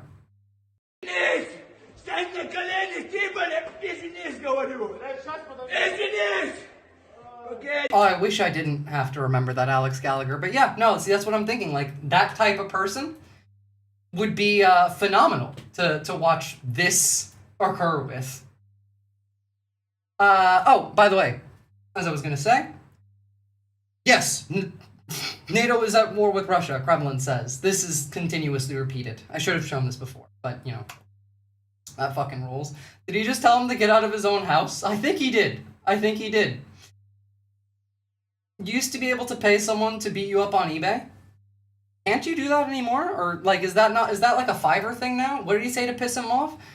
He called him a pussy and that he begged Dana White for a contract. And that was enough to piss off the guy. This is my house now. Fair, honestly. Valid. And, you know, that is Russia. I have a feeling that, like, you probably can do that.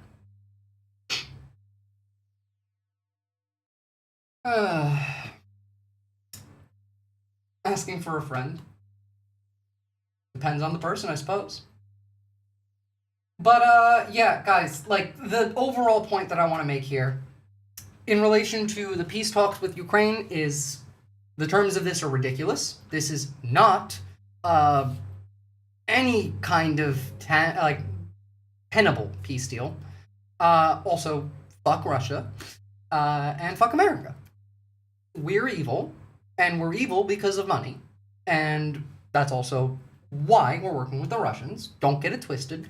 There's not like, you know, well, there's plenty of Russian agents infiltrating the government, but that's not why we're acting the way we are. Those two things are related, but they're not as related as you think. The Russian agents that have infiltrated the government, that's for a different use. It's not to influence the government, it's to spy on us. It's basically an insurance policy, because, you know, Trump's really shit to control. He's not exactly easy. Meanwhile, having DNI, you know, Tulsi Gabbard, director of National Intelligence, John Ratcliffe, the director of the CIA, and Kash Patel, the director of the FBI, having all been on Russian state media with Jackson fucking Hinkle last year, that does do a lot for them.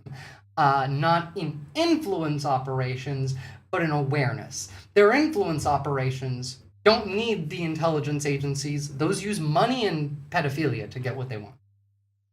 Russia, where possession is 9/10 of who got a boner while getting their ass beat.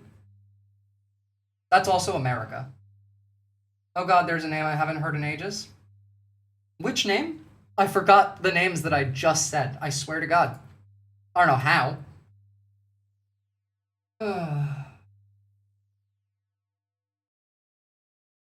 And don't forget this from yesterday.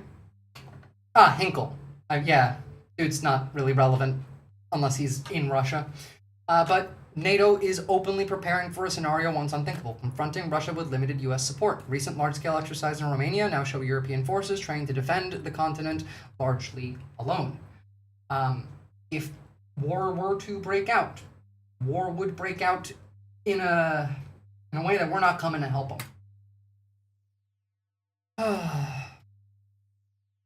Alright, I'm going to show you two more things. I'm going to end on a wholesome note, a funny note. When Jackson Hinkle is summoned, the room clears out. I would too. Next, you're going to tell me the Yankee Tanky is back? Well, he is if you're stupid and pro-Palestine, but not otherwise. If you're stupid and you're pro-Palestine, as in like you're pro-Palestine and you're pro-Russia, then Jackson Hinkle is relevant to you. But if you are not that stupid, then he's not. If there was a time to be that super cool movie version of the USA, it's now. We could be awesome. Grant me the necromancy powers to summon Kissinger from hell for 3 days and have full control over his actions, and we could be that cool movie version of the US. 3 days. Just let me have Kissinger from hell for 3 days and let me use him as a puppet. We could accomplish a lot. But unfortunately, that's not the world we live in. Now, yesterday, we spoke about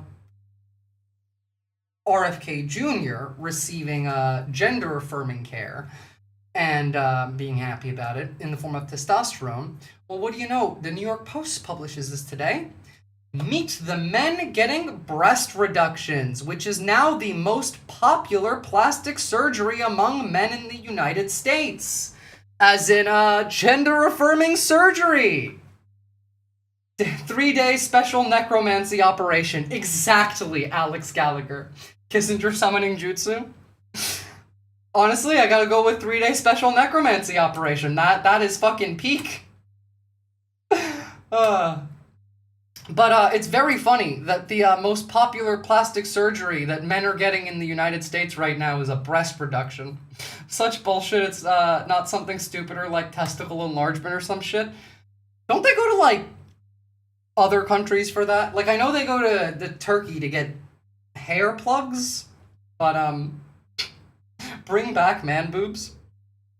True. I just like boobs. We used to call those moobs. Are they not still called moobs? I guess the New York Post had to make it weird, but, you know.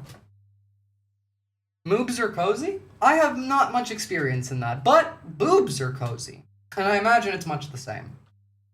And, in a positive note to end on today, but first, before we do that, guys, if you haven't joined the Discord already, please do join.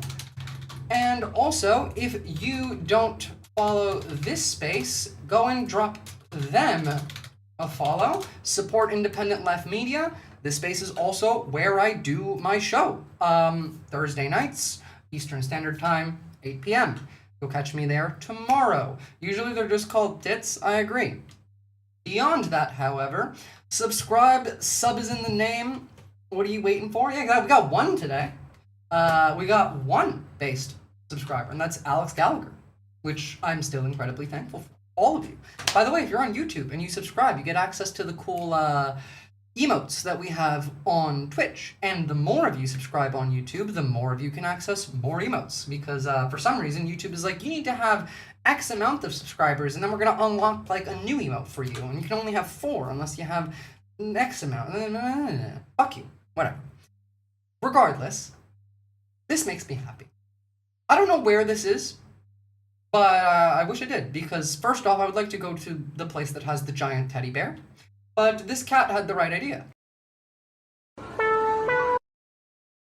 And of course, it's going to have copyrighted music that I cannot play, but this cat inside of this mall just was like, that looks cozy, and managed to climb its way onto the shoulder of this, or not shoulder, rather, onto this teddy, and then just fell asleep. Yeah, that's adorable. I love it. This is so fucking wholesome. I feel like, you know, we need wholesome every now and again. Didn't have too much positivity in this stream, so this was pretty appropriate. Yeah. Aww. I want to know where this is. I really, really do.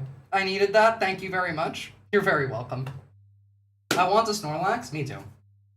So, that's it for today, guys. I will see you all tomorrow, and I hope you all have a lovely evening. Stay safe out there, and don't forget to go outside and talk to your fucking neighbors. Bye-bye.